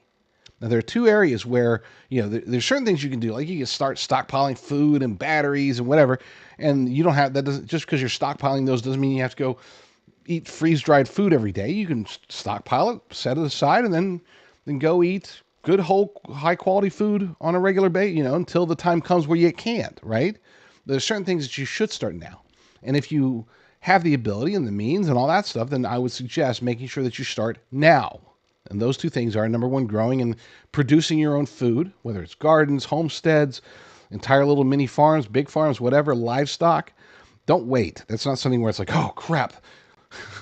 The apocalypse is coming. There's the digital ID mandate that Rucker was talking about. We better go plant some tomatoes. No, you need to start now on that kind of stuff. Not just for practice. Also, number one, it's good for you, okay? Talk about sourcing your own food, making sure that that if it's your food that you grew, you don't have any pesticides on there. You got your seeds. They're organic, you're regenerative, whatever. You can source that stuff great, and it tastes wonderful, by the way, to be clear. I don't know if it's a psychological thing, but I will admit, when my wife brings me tomatoes that she grew, holy cow, those are like the greatest tomatoes that have ever existed. I almost don't want to eat them. Anyway, so getting your own food creation, food growth, that's extremely important now. And to start now, don't wait. And then the other thing is the medical side of it. A lot of us we have certain medical needs, and those medical needs don't stop just because the apocalypse comes. We might need certain pharmaceuticals, certain treatments, certain whatever that improve our lives or maybe even keep us alive. Now is the time to do something, anything you can, to try to make it to where you're not beholden to the current system. If you can, if you have like ailments where you can start going to natural or more easily accessible or even growable remedies, please now do it. Start working towards that now. Talk to your doctor. I'm not saying, abandon the doctor now. Let's talk to the doctor while you have access to them, because at some point in the future you might not unless you go to the doctor. Hey doctor, I'm dying. Well, where's your digital ID? You don't want that. So talk to your doctor, ask them straight up. Hey, I'm looking for natural remedies. Do you have a doctor that you could recommend, or do you know any natural remedies? I don't want to have to take this drug for the rest of my life, or I don't want to take this drug for the next year, or I want to have an alternative. This is probably the better way to put it for them. I want to have an alternative in case something crazy happens and like our infrastructure goes down and I can't get access to pharmaceuticals, I don't want to just be left hanging on the vine just because, pharmacies didn't have what I needed anymore, something to that effect. And then if they say, well, there's really nothing you can try there, you have to be on this particular drug or this particular treatment, find out, okay, well, can I stock up? Is there any way, can this stuff be, can we get a long-term supply of it that I can rotate through? Help me to be able to put my mind at ease, basically. And if your doctor's reluctant, if the doctor can give you a concrete answer as to why they can't. No, you can't do it. The shelf life on these is only a month. That's why I have to have you. I continue. I would love to just give you a 6-month supply, but I can't. It'll go bad, or whatever. And then just try to find alternatives. But if they just say, no, I can't. We only do 1 month supply. If they can't give you a reason why they can't give you a bigger supply, find a new doctor. Okay, and tell them. Call around. Just say, hey, I'm on this, and my doctor says I can only get a 1 month supply. My concern is that what if the infrastructure blah blah blah, and I want to be able to build up like a 6 month supply, a year supply, a 2-year supply, a 10-year supply, whatever, and just work on your medical, work on your growing of your own food, and start stockpiling the other stuff as well, if you haven't started already. I'm not trying to be a fearmonger here. I'm just telling you, they're not going to mandate you to get the digital ID. They're going to make it to where they're going to mandate services or products or whatever that access to them will require a digital ID. And then you will have to make the choice. Are you going to get this chip, this mark, so to speak, in order to continue to have access to this, that, or the other? Or are you going to be prepared to be able to say no? I'm not saying you have to say no to anything. It's a free world so far, free country for now. But I am suggesting that having the freedom to be able to say no, that could be the difference between living properly and living in a worldly manner. Last year, my long-term storage food company, Prepper Farms, was partnered with and actually owned by another corporation. I know that nobody knew this. Very few people were even aware that this was the case because our production, our systems, everything was in place and working just as it should be. People would go, they would put in promo code JDR at prepperfarms.com. They would receive the maximum possible discount, as always, and then they would get their long-term storage beef. Things, what you didn't know and what we can now explain now is that this year in 2025, we have gone back to the original ownership structure. And I'm very excited about that because that puts me finally back more in charge. And I am super excited about that concept, not because I crave power by any means, but because I feel that as an America First veteran-owned company, that we need to focus on helping Americans to prepare for whatever is to come, whether it's natural disasters or emergencies or de-dollarization, food crises, bird flu, whatever it is. We do expect something to happen, which is why we built prepperfarms.com in the first place. The idea here is to get high quality, all American, all Texas beef, the good stuff, ribeye, New York strip, tenderloin, all of that good stuff, and freeze dry it naturally to give it a 25-year shelf life. We don't add any preservatives. There's only one ingredient, and that's beef. Lasts 25 years in the bag, and that's awesome. So support this show, support me, support yourself and your family. Protect yourself for the future by stocking up on long-term storage, high-quality beef. Go to prepperfarms.com. That's prepperfarms.com. Use promo code JDR, and you will receive the maximum possible discount.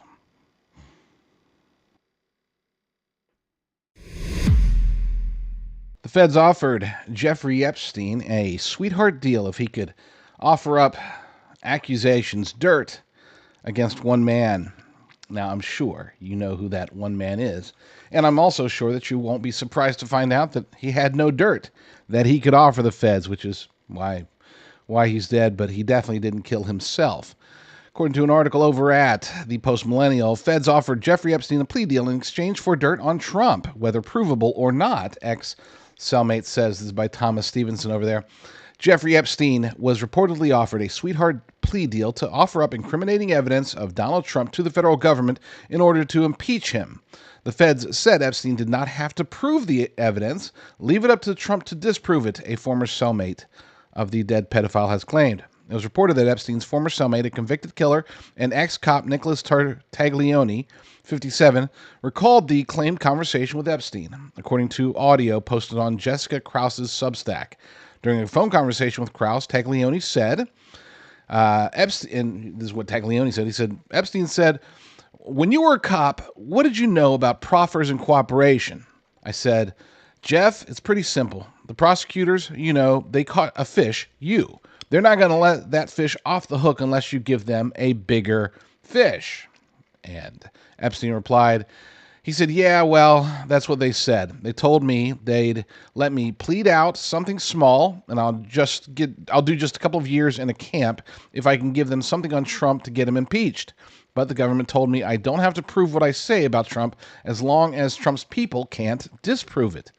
The cellmate to Epstein said the dead pedophile considered making stuff up in order to get a better plea deal. In 2023, Tartaglione was convicted of murdering 4 people and sentenced to 4 life sentences in prison, according to the New York Post. The convict was found guilty of torturing and strangling a man over some cash.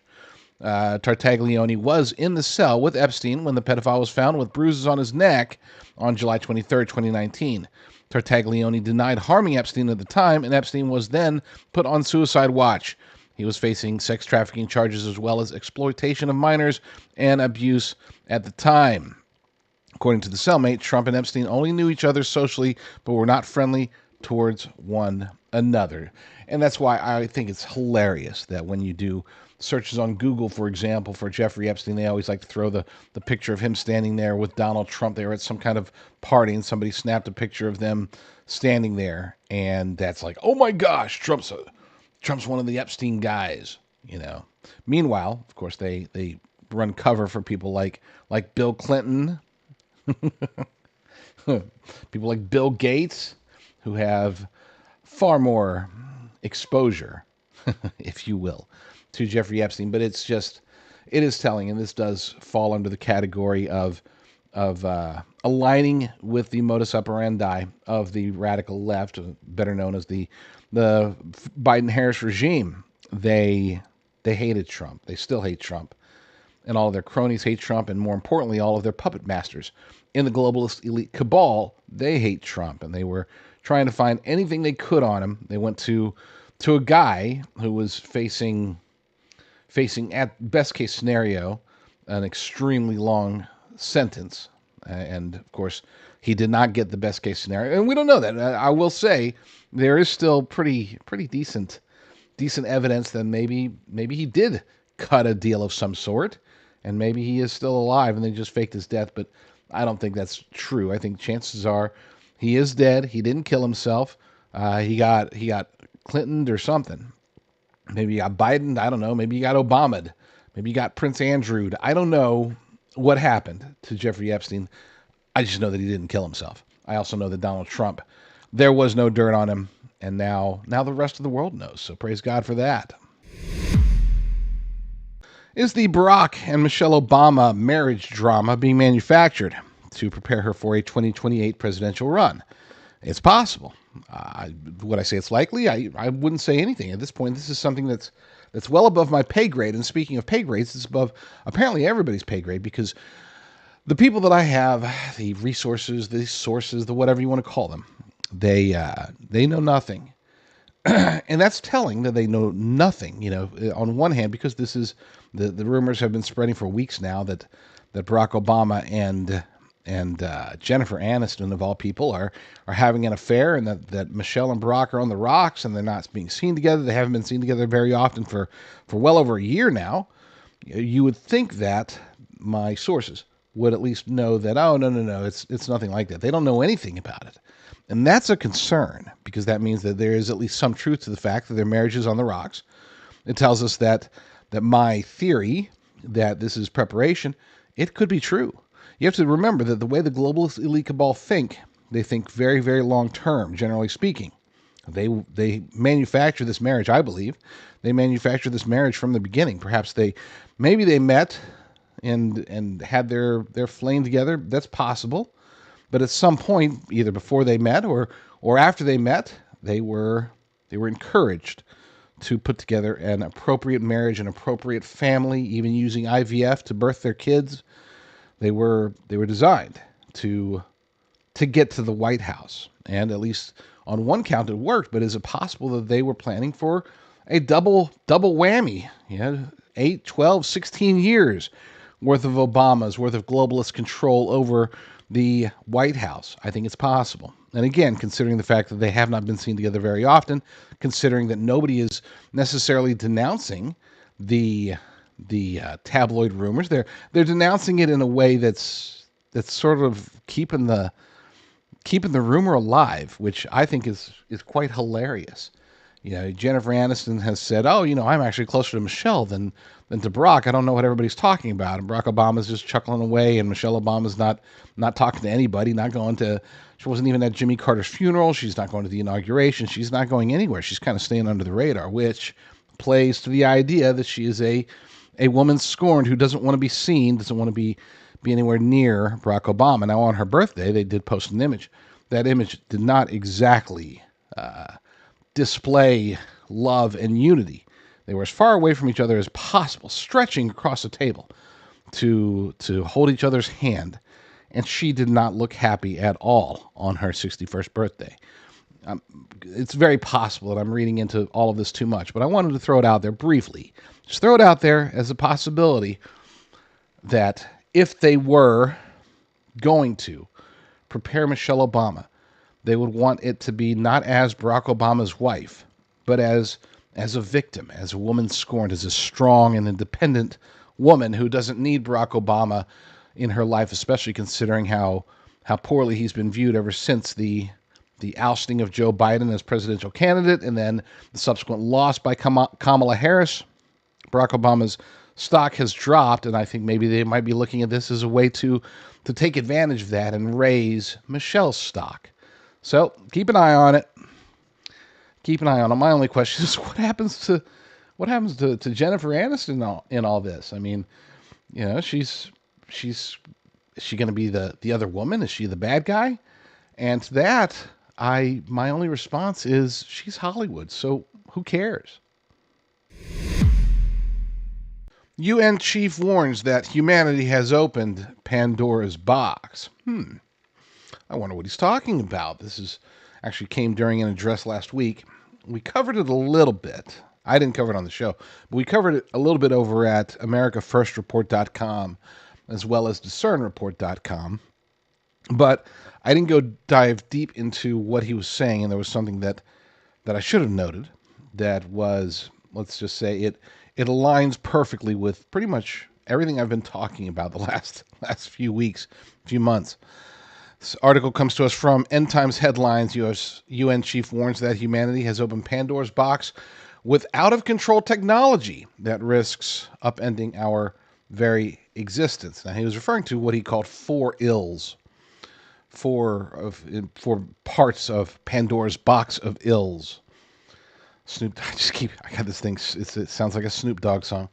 Let me get that out of my head. On Wednesday, UN Secretary General Antonio Guterres issued a grave warning regarding the myriad of challenges facing humanity, characterizing them as Pandora's box of ills. He emphasized that the proliferation of uncontrolled technology, remember that term, uncontrolled technology poses significant risks to our very existence. Guterres articulated our actions, or in some cases, our inactions, have precipitated a contemporary Pandora's box of challenges. He identified four principal threats that could fundamentally disrupt various aspects of our global agenda and, in the most severe scenarios, jeopardize our existence. Now, the first three, of course, are items that we expect to hear from the United Nations, from the globalists, from the left, this is their standard operating procedure. Of course, they're going to talk about war because, they love war. They pretend to hate war, but they love war. Climate change. Climate change, of course, that's, like I said, that's mentioned 100% of the time, every single time. Inequality. Now, that's odd because usually they call it inequity, but this time he actually referred to it as inequality. And, of course, the out-of-control technology. Now, out of control, uncontrolled, however you want to put it, technology itself is not the risk. He didn't claim that technologies such as artificial intelligence, quantum computing, biometrics, nanotechnology, 5G, 6G, 8G, 12G, whatever, mRNA jabs, he's not against any of these various technologies. What he's against is that they're out of control. In other words, they're not under the United Nations control, the globalist elite cabal's control. But here's the thing, they basically are. Okay, they're just, what Guterres is doing here is he's just saying, we need more control. We got to make absolutely sure that nobody in the world is harmed by these uncontrolled technologies. Back to the article. The Secretary General of the United Nations articulated his priorities in an address to the General Assembly for the forthcoming year amidst a backdrop of unprecedented crises and increasing polarization within the organization.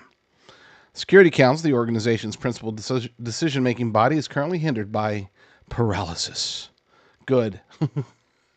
The less the UN does, the better.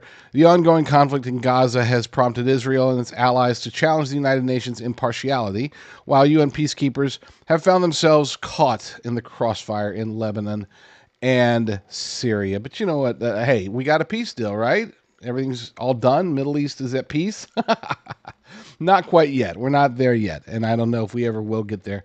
We were as close as we were ever going to get, I think, in 2019. And then the globalists took over, and they love their war in the Middle East. I mean, they want the Middle East to just be in a constant state of war because that gives them the ability to control more of the narrative, more of the agenda. Allows them to do what they need to do in the Middle East, which is a lot, because that is, of course, where the Holy Land is. That's where every major religion, well, all three Abrahamic religions at least, that's where they focus their efforts, our efforts as Christians. So uncontrolled technology, that's what keeps him up at night, thinking that we're going to develop technologies, and maybe those technologies aren't going to be under the control of the globalists. That's not really a fear of his. They know they're going to control it. They know they already do control it. What they want to do is force it upon us. As I noted in the earlier segment, their intention here is to make sure that we are mandated to get digital IDs, that we are addicted to our newfound quote-unquote freedoms and privileges and benefits of artificial intelligence, specifically artificial general intelligence. They want us to prepare for a world where there is no such thing as encryption, because quantum computers can break any encryption. Anything that we throw at it, quantum computers can break it. And then don't even get me started on mRNA technology. Bottom line, the globalists are pretending to be scared, and they're using this fear to drive fear into us, and they want us to be scared so that we will give them more power, or I guess the better way to put it is that we will be more accepting and less objectionable when they try to take as much power as they want. And you might ask, is there a limit to how much power they want?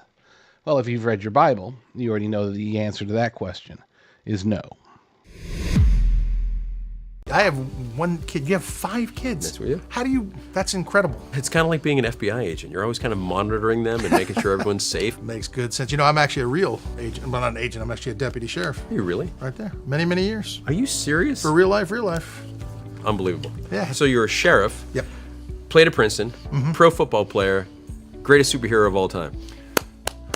Never drafted to Major League Baseball like you with the Pittsburgh Pirates. Thank you very much. Knuckleballer. How do you hit a knuckleball? You don't. You don't. You don't. That's the whole point. That was the beauty of it. We may have always played on different sides, being the superhero or the supervillain. Supervillain. But we have a lot more in common than I thought that we did. Which is shocking, because one thing's for sure. Genesis Gold Group is a company that we both trust. They make safeguarding your IRA or your 401k as simple as possible. And I need simple, I'll be honest. And with their stellar reputation, they're as solid as the gold that they sell. Like this gold right here. So call Genesis Gold Group today at 1-800-200-GOLD. What is that? This is what they call a prepper bar. So like you can break off these, see these little pieces? Oh, it's on both sides. And it's great because you can carry that around small. And Oh yeah, and you can literally use it to spend. Or it's not like this one. What? This is the big fella. This is a really great one. Is that real? This is a real one. You want to hold it? It's heavy. Holy smokes. That's pretty great. Yeah, you can get them one of those from Genesis Gold yourself. Hey, you guys see this? Look, check Dean, this out. Dean, that's my kid's college tuition money. Hold on, we'll be back.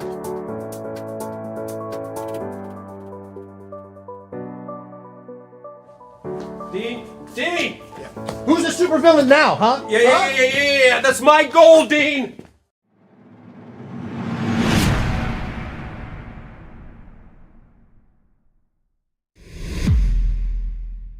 Why hundreds of companies will buy Bitcoin in 2025. It's funny. In the last segment, I was talking about technologies that the UN wants to control. I didn't mention cryptocurrency, though obviously that's definitely one of them. The reason I didn't mention is probably because I view cryptocurrency as a currency. Yes, it's the technology, but it is, I believe, the future of finance, the future of economic factors, we'll say. But they are going to try to control it. I would have thought that they would be successful if it wasn't for the political trends in recent weeks. Not just months or years, weeks. Yes, President Trump's victory turned me from bearish to bullish when it comes to Bitcoin. Now, before I get into this article, by the way, I have to note this is not financial advice. I am not a financial advisor. All investments, yada, yada, yada. Okay. You know the thing, as Joe Biden would say. I don't want people saying, well, Rucker said to buy Bitcoin and now I'm broke because Bitcoin crashed. I don't know. Look, I'm not making recommendations here. I'm just this article's pretty compelling. We have it over at economiccollapse.report by Activist Post. Matt Haugen, Chief Investment Officer at Bitwise, has issued a bold prediction. Hundreds of companies will buy Bitcoin as a treasury asset over the next 12 to 18 months.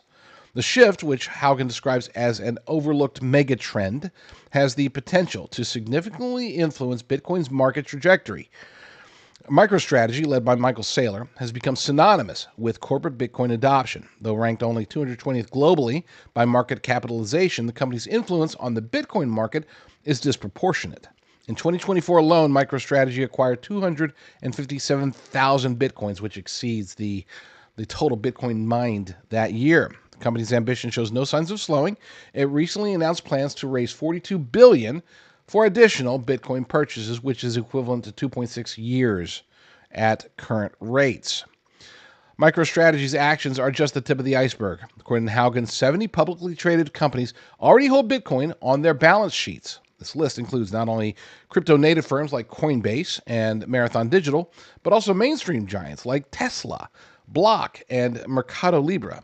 Together, these firms, excluding MicroStrategy, own 141,000 Bitcoin. Private companies are also significant players. SpaceX, Block One, and others collectively hold at least 368,000 Bitcoin, based on data from BitcoinTreasuries.com.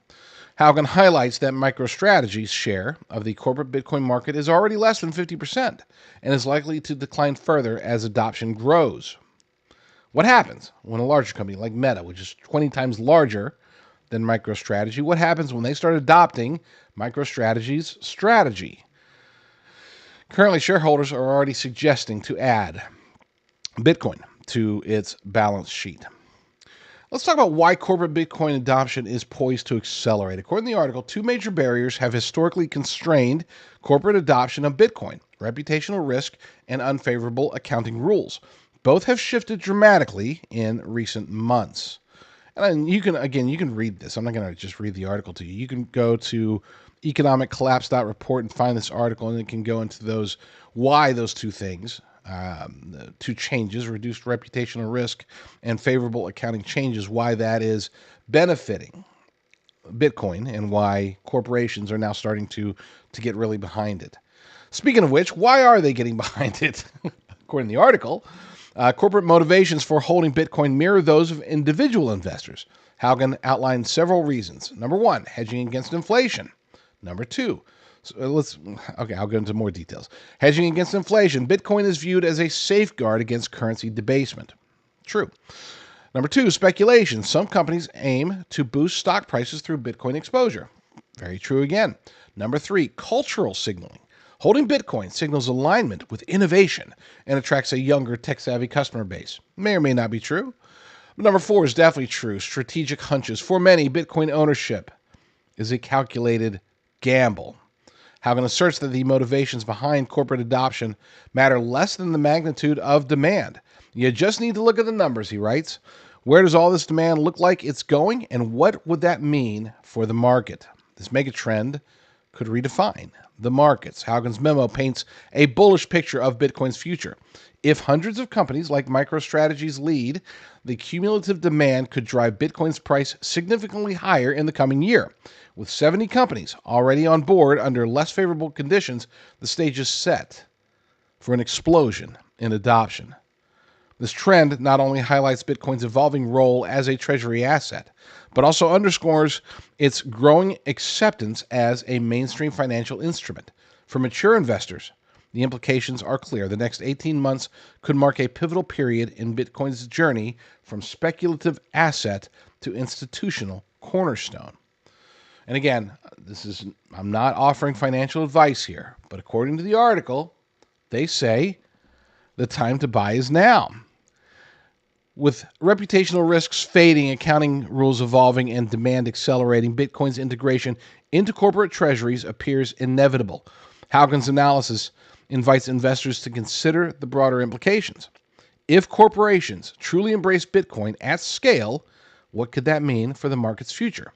For savvy investors, the answer might lie in acting sooner rather than later. And then I'll go ahead and read their disclaimer. This article is for informational purposes only and should not be considered financial advice. Always do your own research before making any investment decisions. And I wholeheartedly agree. This changed ever since Trump won. This is when I went out there and started, and I was expecting Trump to win anyway. So I was looking before at possibilities, and I did find one company that I personally like. Okay. You can check them out, learn more by going to jdrucker.com/crypto, jdrucker.com/crypto. They are a sponsor of this show, but after looking at literally dozens of possibilities, this is the one that stood out. This is the one that combines AI-driven data with actual human experts. People don't have to be experts, whether they want to move their cash over, if they want to back their IRA, if you want to do a rollover, take your IRA out of the stock market or part of it, put it into crypto, go to jdrucker.com/crypto and learn how to get into Bitcoin now before it's too late. I'm laughing because it's like, yay, Trump won. Lord willing, I will be back very soon with another episode. But in the meantime, you all stay strong, stay safe, and God bless.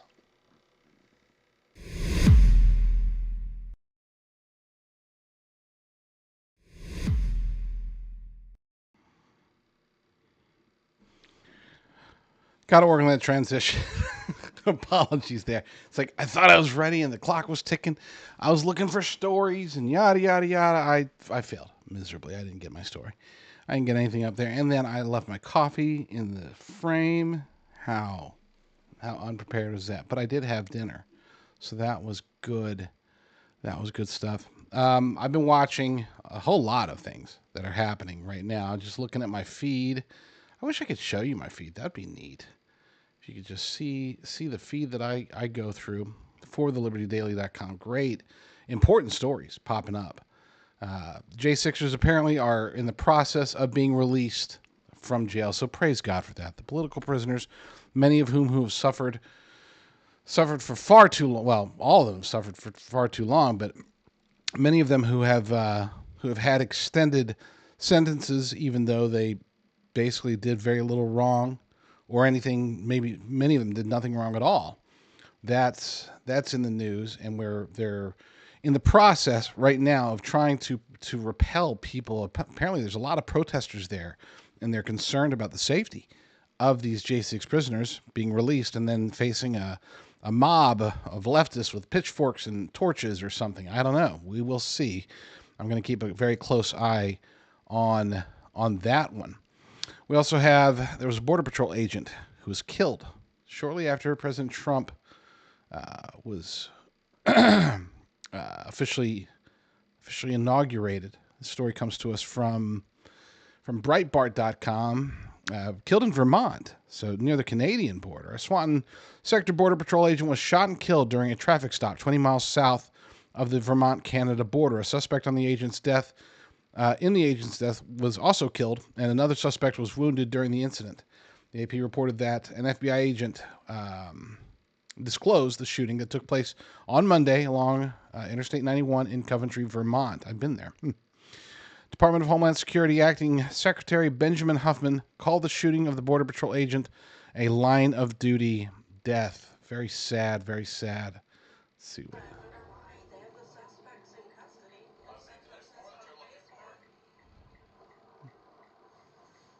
No, I forgot to turn the volume up on that, but they didn't say anything. It's just like, huh, I guess that's it. And yeah, that's what happened there. Somebody noted earlier that the fight is still going on. We're not done yet. We got to this point, and now the battle begins, and that is so true. So true. Mer Media said earlier he's dead, but he didn't kill himself. Of course, talking about Jeffrey Epstein, and I don't know. Maybe he is. I mean, he probably is. To be clear, I'm not sitting there going around and saying, "Oh, is that Jeffrey Epstein? Is that Jeffrey Epstein?"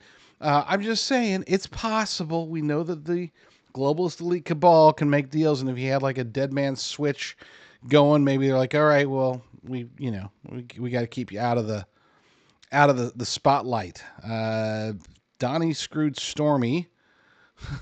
I can already tell this one is going to be full blown troll. So I'm not even going to. Let's see who's got the most kids. Maybe. Yes, full. No, not only a troll, but a copy and paste troll. Either that or they're a very, very good typist. Welcome to the show. Hope that you learned something there. Hope that you do learn some good stuff here. So yes, I also have a list of a lot of the not just executive orders, but also the plans that the White House has going forward. We'll take a look at that here in a second. What else do we have? I'm just reading my feed because for those who don't know, I am still actually posting on the Liberty Daily while I do the show. I know it's kind of odd, but that's how we do it. We do it live. This is the only way. Otherwise, one or the other has to suffer, and I just cannot accept suffering. It's just not the way that things should work. We should do our best to help the people around us.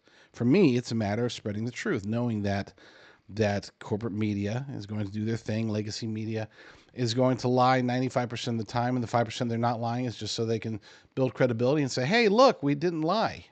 Versus like, for example, the J6 committee members who were so upset, so annoyed that, hold on, there we go. So upset, so annoyed that Trump was doing pardons back when he was pardoning people and saying, "Oh, you know what? If somebody who needs a pardon, guilty people." And then that was, of course, Adam Schiff, that was my best Adam Schiff impersonation. And yes, of course, Adam Schiff got pardoned. And yes, of course, Adam Schiff isn't out there saying, "No, I'm not guilty. Therefore, I'm going to decline." Gonna decline. Holy cow! This guy. Is there any way to get rid of trolls? Can you even? I've never had to deal with a troll like this before. But yeah. that there, just go, if you are watching the chat, please, I beg you, read what Donnie Scrooge Stormy posted, because this is the intelligence level of the left. This is what they do. This is their way of engaging in discourse, especially on a day like today, which demonstrates their absolute failure. Their failure, not just politically speaking, but just their failures in life.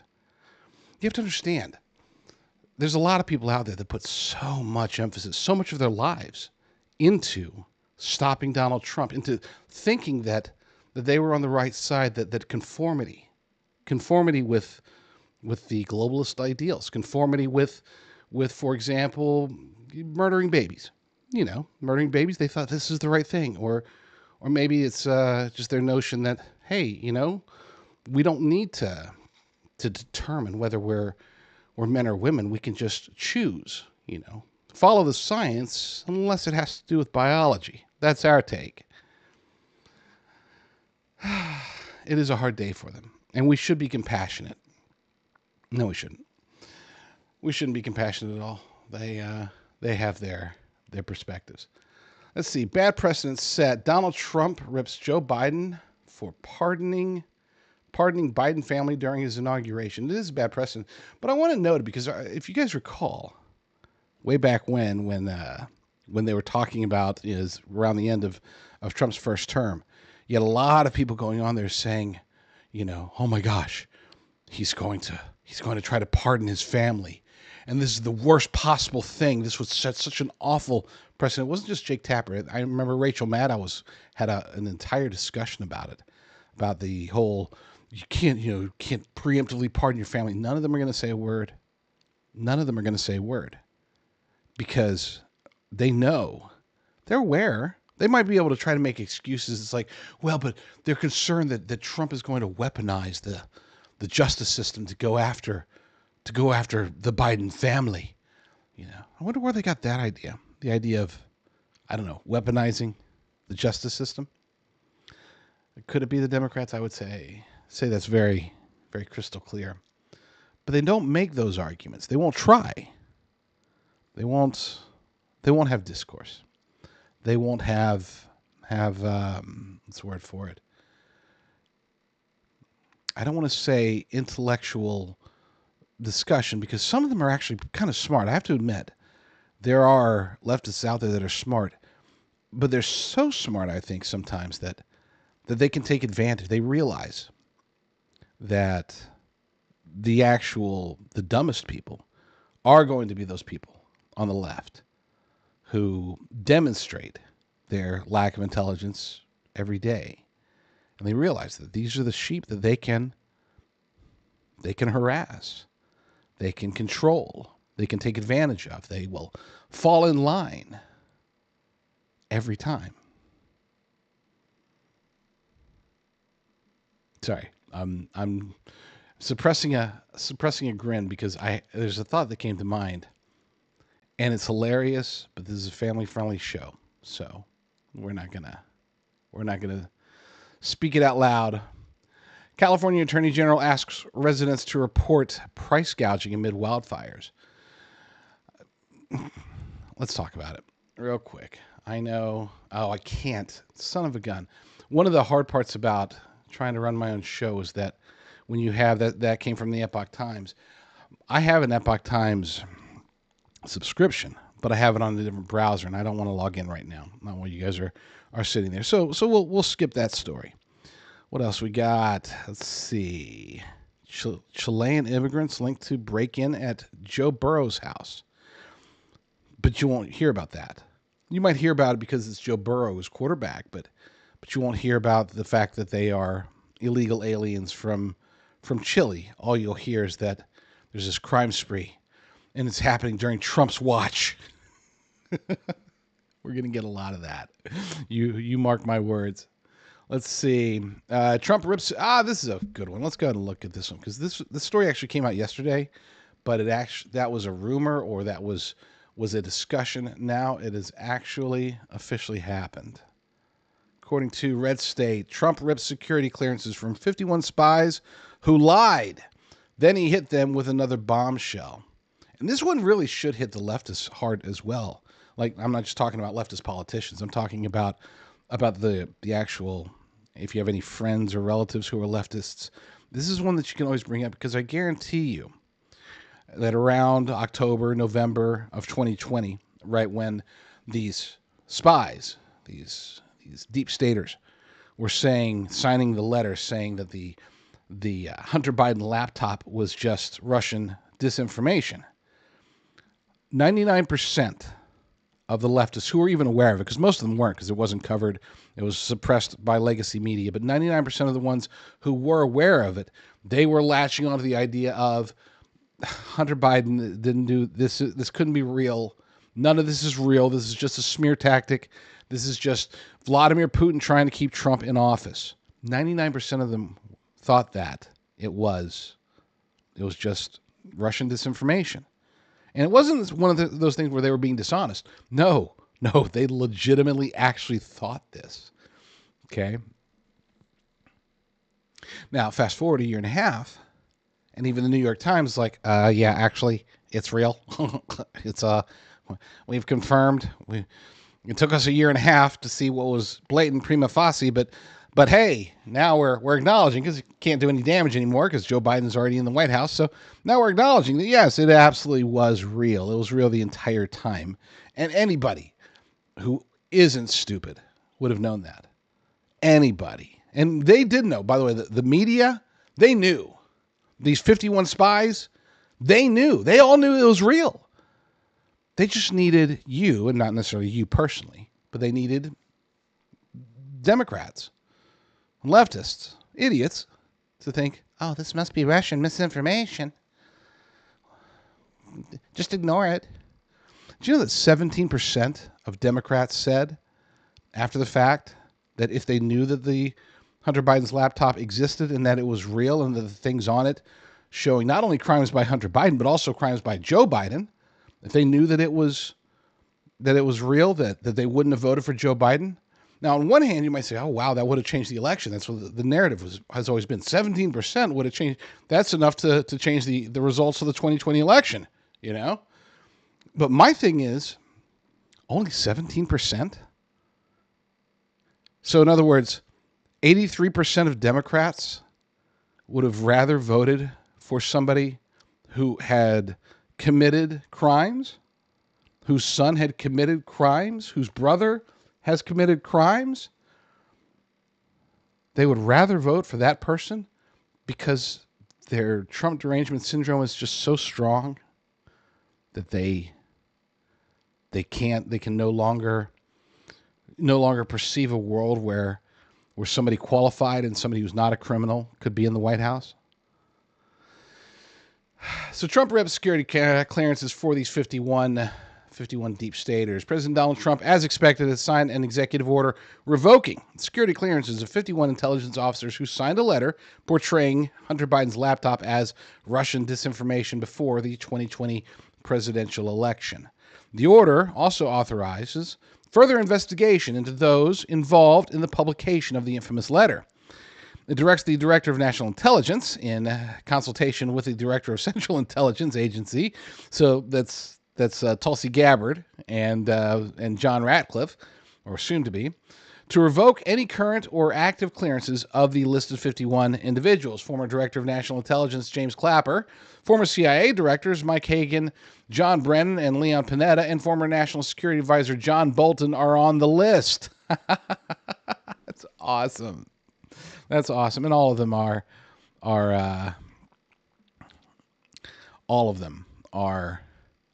massive deep staters. Evidence that the newly minted 47th president is not content with simply holding people accountable who have already been publicly shamed by adding their own signature to that letter. Trump has authorized further investigations into the matter, as he should. Because this isn't, keep in mind, this did actual harm. This took the people. They weren't trying to fool you, to be clear. They weren't trying to fool me. They were trying to fool the left, because they know that the left are stupid. I mean, they're legitimately unintelligent and oftentimes evil people. And so for them, it was easy. You know, it's just like, hey, just claim that it's Russian disinformation. Well, but if you look at it, it's pretty clear and blatant that it's Hunter Biden. It's like, yeah, but we're not trying to convince anybody on the right. They're not going to believe us anyway. We just have to tell the left they're too stupid to figure it out. So they're going to go through and think, oh, well, I guess this must be Vladimir Putin. John Bolton. The order demands that the DNI submit an assessment within the report, providing recommendations to prevent intelligence officials from inappropriately influencing domestic elections in the future. It also seeks recommendations for any disciplinary action that should be taken against anyone who engaged in inappropriate conduct related to the letters signed by the 51 former intelligence agencies. So basically what they're saying is we need to determine and we need to get these people on public to pick which category do they fall in. Because there's only two possibilities, okay?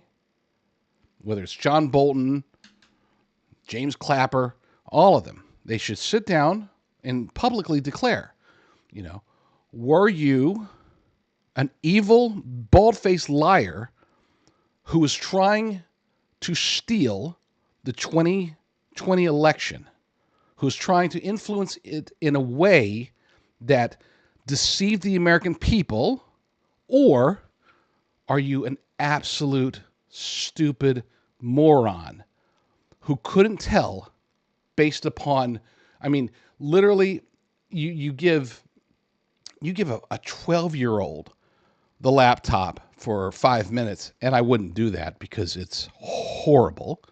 But if you gave a 12-year-old the laptop for 5 minutes, they would be able to determine beyond any possible reasonable doubt that it was Hunter Biden's laptop.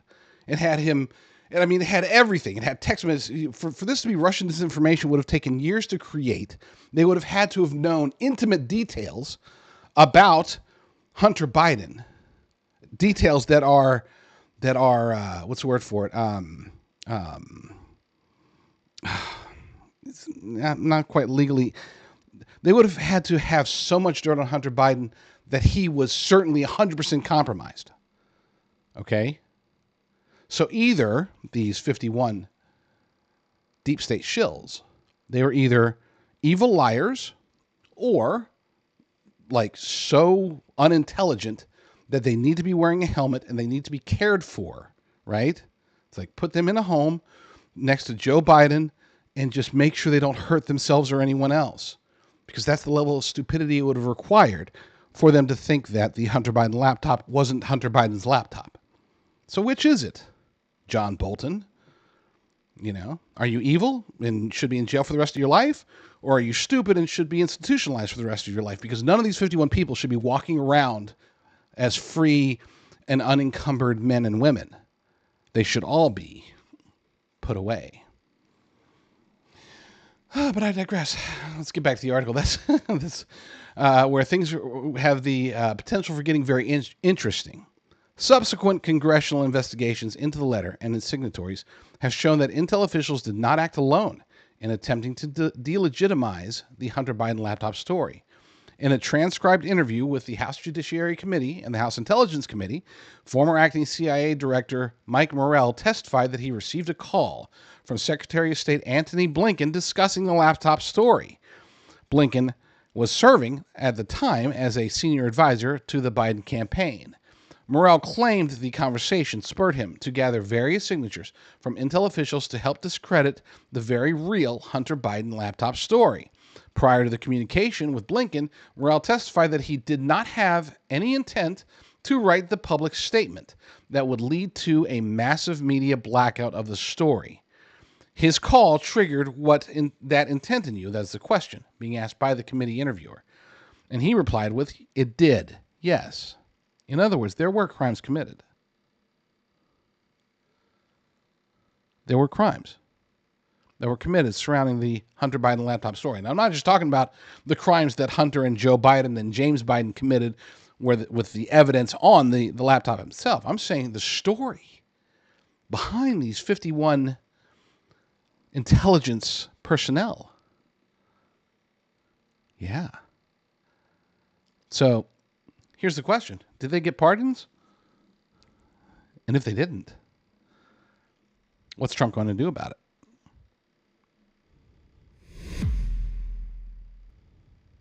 A large retail store just canceled a huge order, leaving us with a ton of extra My Pillows. But you know what? That's their loss. I'm going to make it your gain. For the first time ever, you get standard classic My Pillows for wholesale prices, only $14.88. I can't believe I'm even saying that. Only $14.88. But it gets even better. For a limited time, I'm going to offer my entire classic collection at wholesale prices. Upgrade to a queen size My Pillow for just $18.88. King size only $1 more. Get my body pillows for $29.88 and multi-use My Pillows for only $9.88. So go to mypillow.com or call the number on the screen. Use your promo code to take advantage of wholesale pricing for the first time ever on TV, including my standard size My Pillow, only $14.88. They've never been offered this low before. We have limited quantities at this price, so limit's going to be 10, and once they're gone, they're gone. You know, there are certain aspects of President Trump's new administration that are obviously admirable, but there are certain things that have to be called out. Melania Trump's hat at the inauguration, it has become an issue because Trump went in to give her a kiss, as he often does, especially in times of celebration like today. And her hat prevented him at least 8 times from giving her a kiss. Now, I don't know if there's a conspiracy. I don't know if somebody in the deep state maybe gave her the hat. I don't know if maybe there's tension between them. There's definitely not. But I guarantee you that by tomorrow we are going to see at least some reports once they're done talking about whoever it is they're talking about. J.D. Vance's kid's bandage or whatever. They are going to bring up the fact that maybe Melania wore the hat on purpose so she wouldn't have to kiss Trump in public. That's probably what it is. There's a story over at the White House itself. This is not really a story. These are the priorities. These are the first priorities for the America First movement under President Trump. I want to go through a few of them because this is a true opportunity for the nation to not just recover, but to advance. We have to do a lot of fixing from the last 4 years, but we also have I would say the duty to try to not only improve, but to go to the next level in certain areas. For example, with the border, which we'll talk about here shortly. The border was horrible under Joe Biden, and it was very good under Trump. But it wasn't perfect.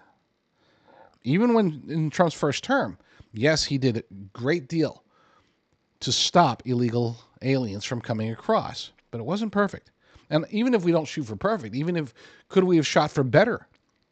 Could and should he have demanded Paul Ryan and Mitch McConnell work to make sure that he was able to get the border secured and to build the wall?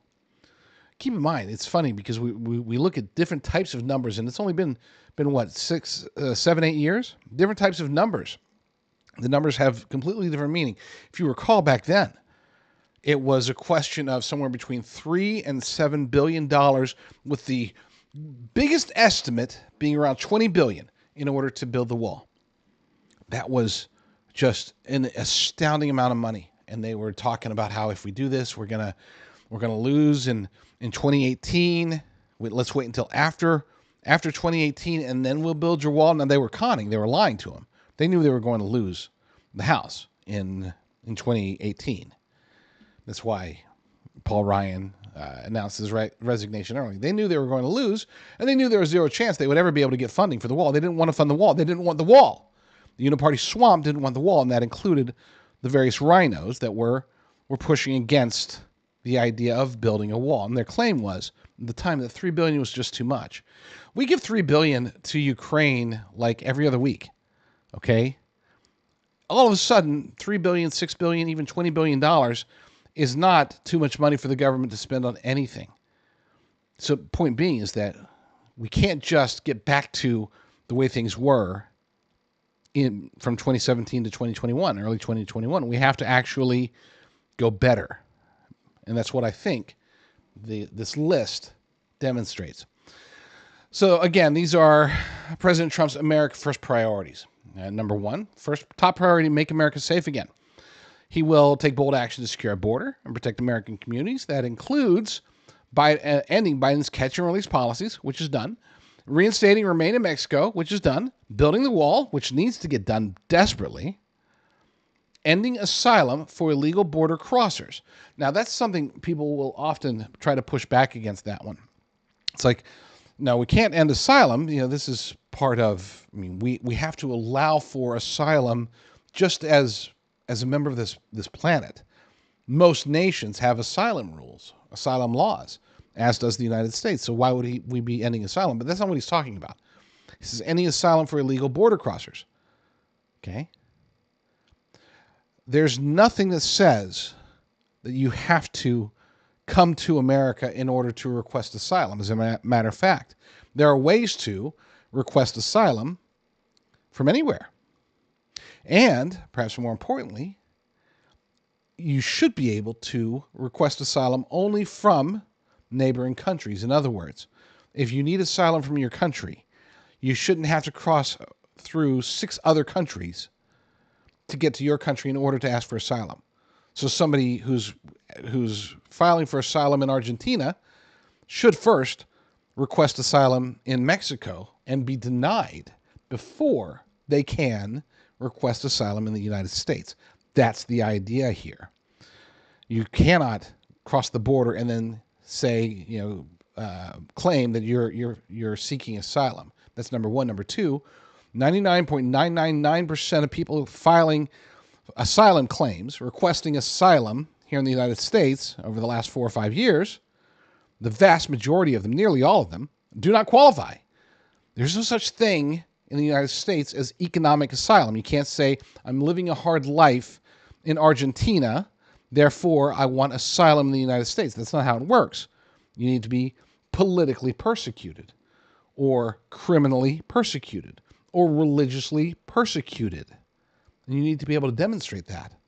That's what asylum truly means. In other words, you have to have an expectation that if you do not get asylum from your nation, if you remain there, then you're about to die, or you're going to go to jail for not committing a crime. That's it. It's not about seeking opportunity in America. You know what that's called? Legal immigration.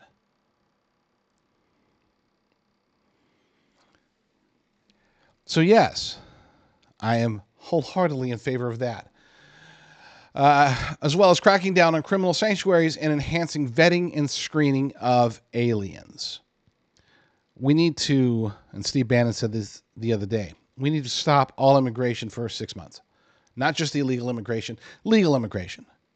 Because the way that he put it was, everything is illegal immigration right now, based upon the system. The system allows for, because the system is so gamed, because the system itself is essentially illegal.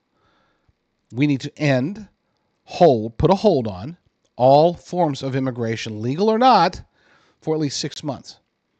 To basically catch your breath, recover, figure it out, fix the system, and then get back into allowing legal immigration. Bear in mind, I am a legal immigrant. I was not born in the United States of America. And yet I am completely in favor of this because what we have seen around us is nothing short of a debacle. It is a total debacle. The immigration system is being gamed from 15 different directions. And it's got to be fixed before we can continue. And that does include screening of aliens. Next, President Trump's deportation operations will address the record border crossings. Go Tom Homan, go Tom Homan. President is suspending refugee resettlement after communities were forced to house large and unsustainable populations of migrants, straining community safety and resources where they were eating dogs and cats. Oh, no, wait, it didn't say that last part, but it said the rest.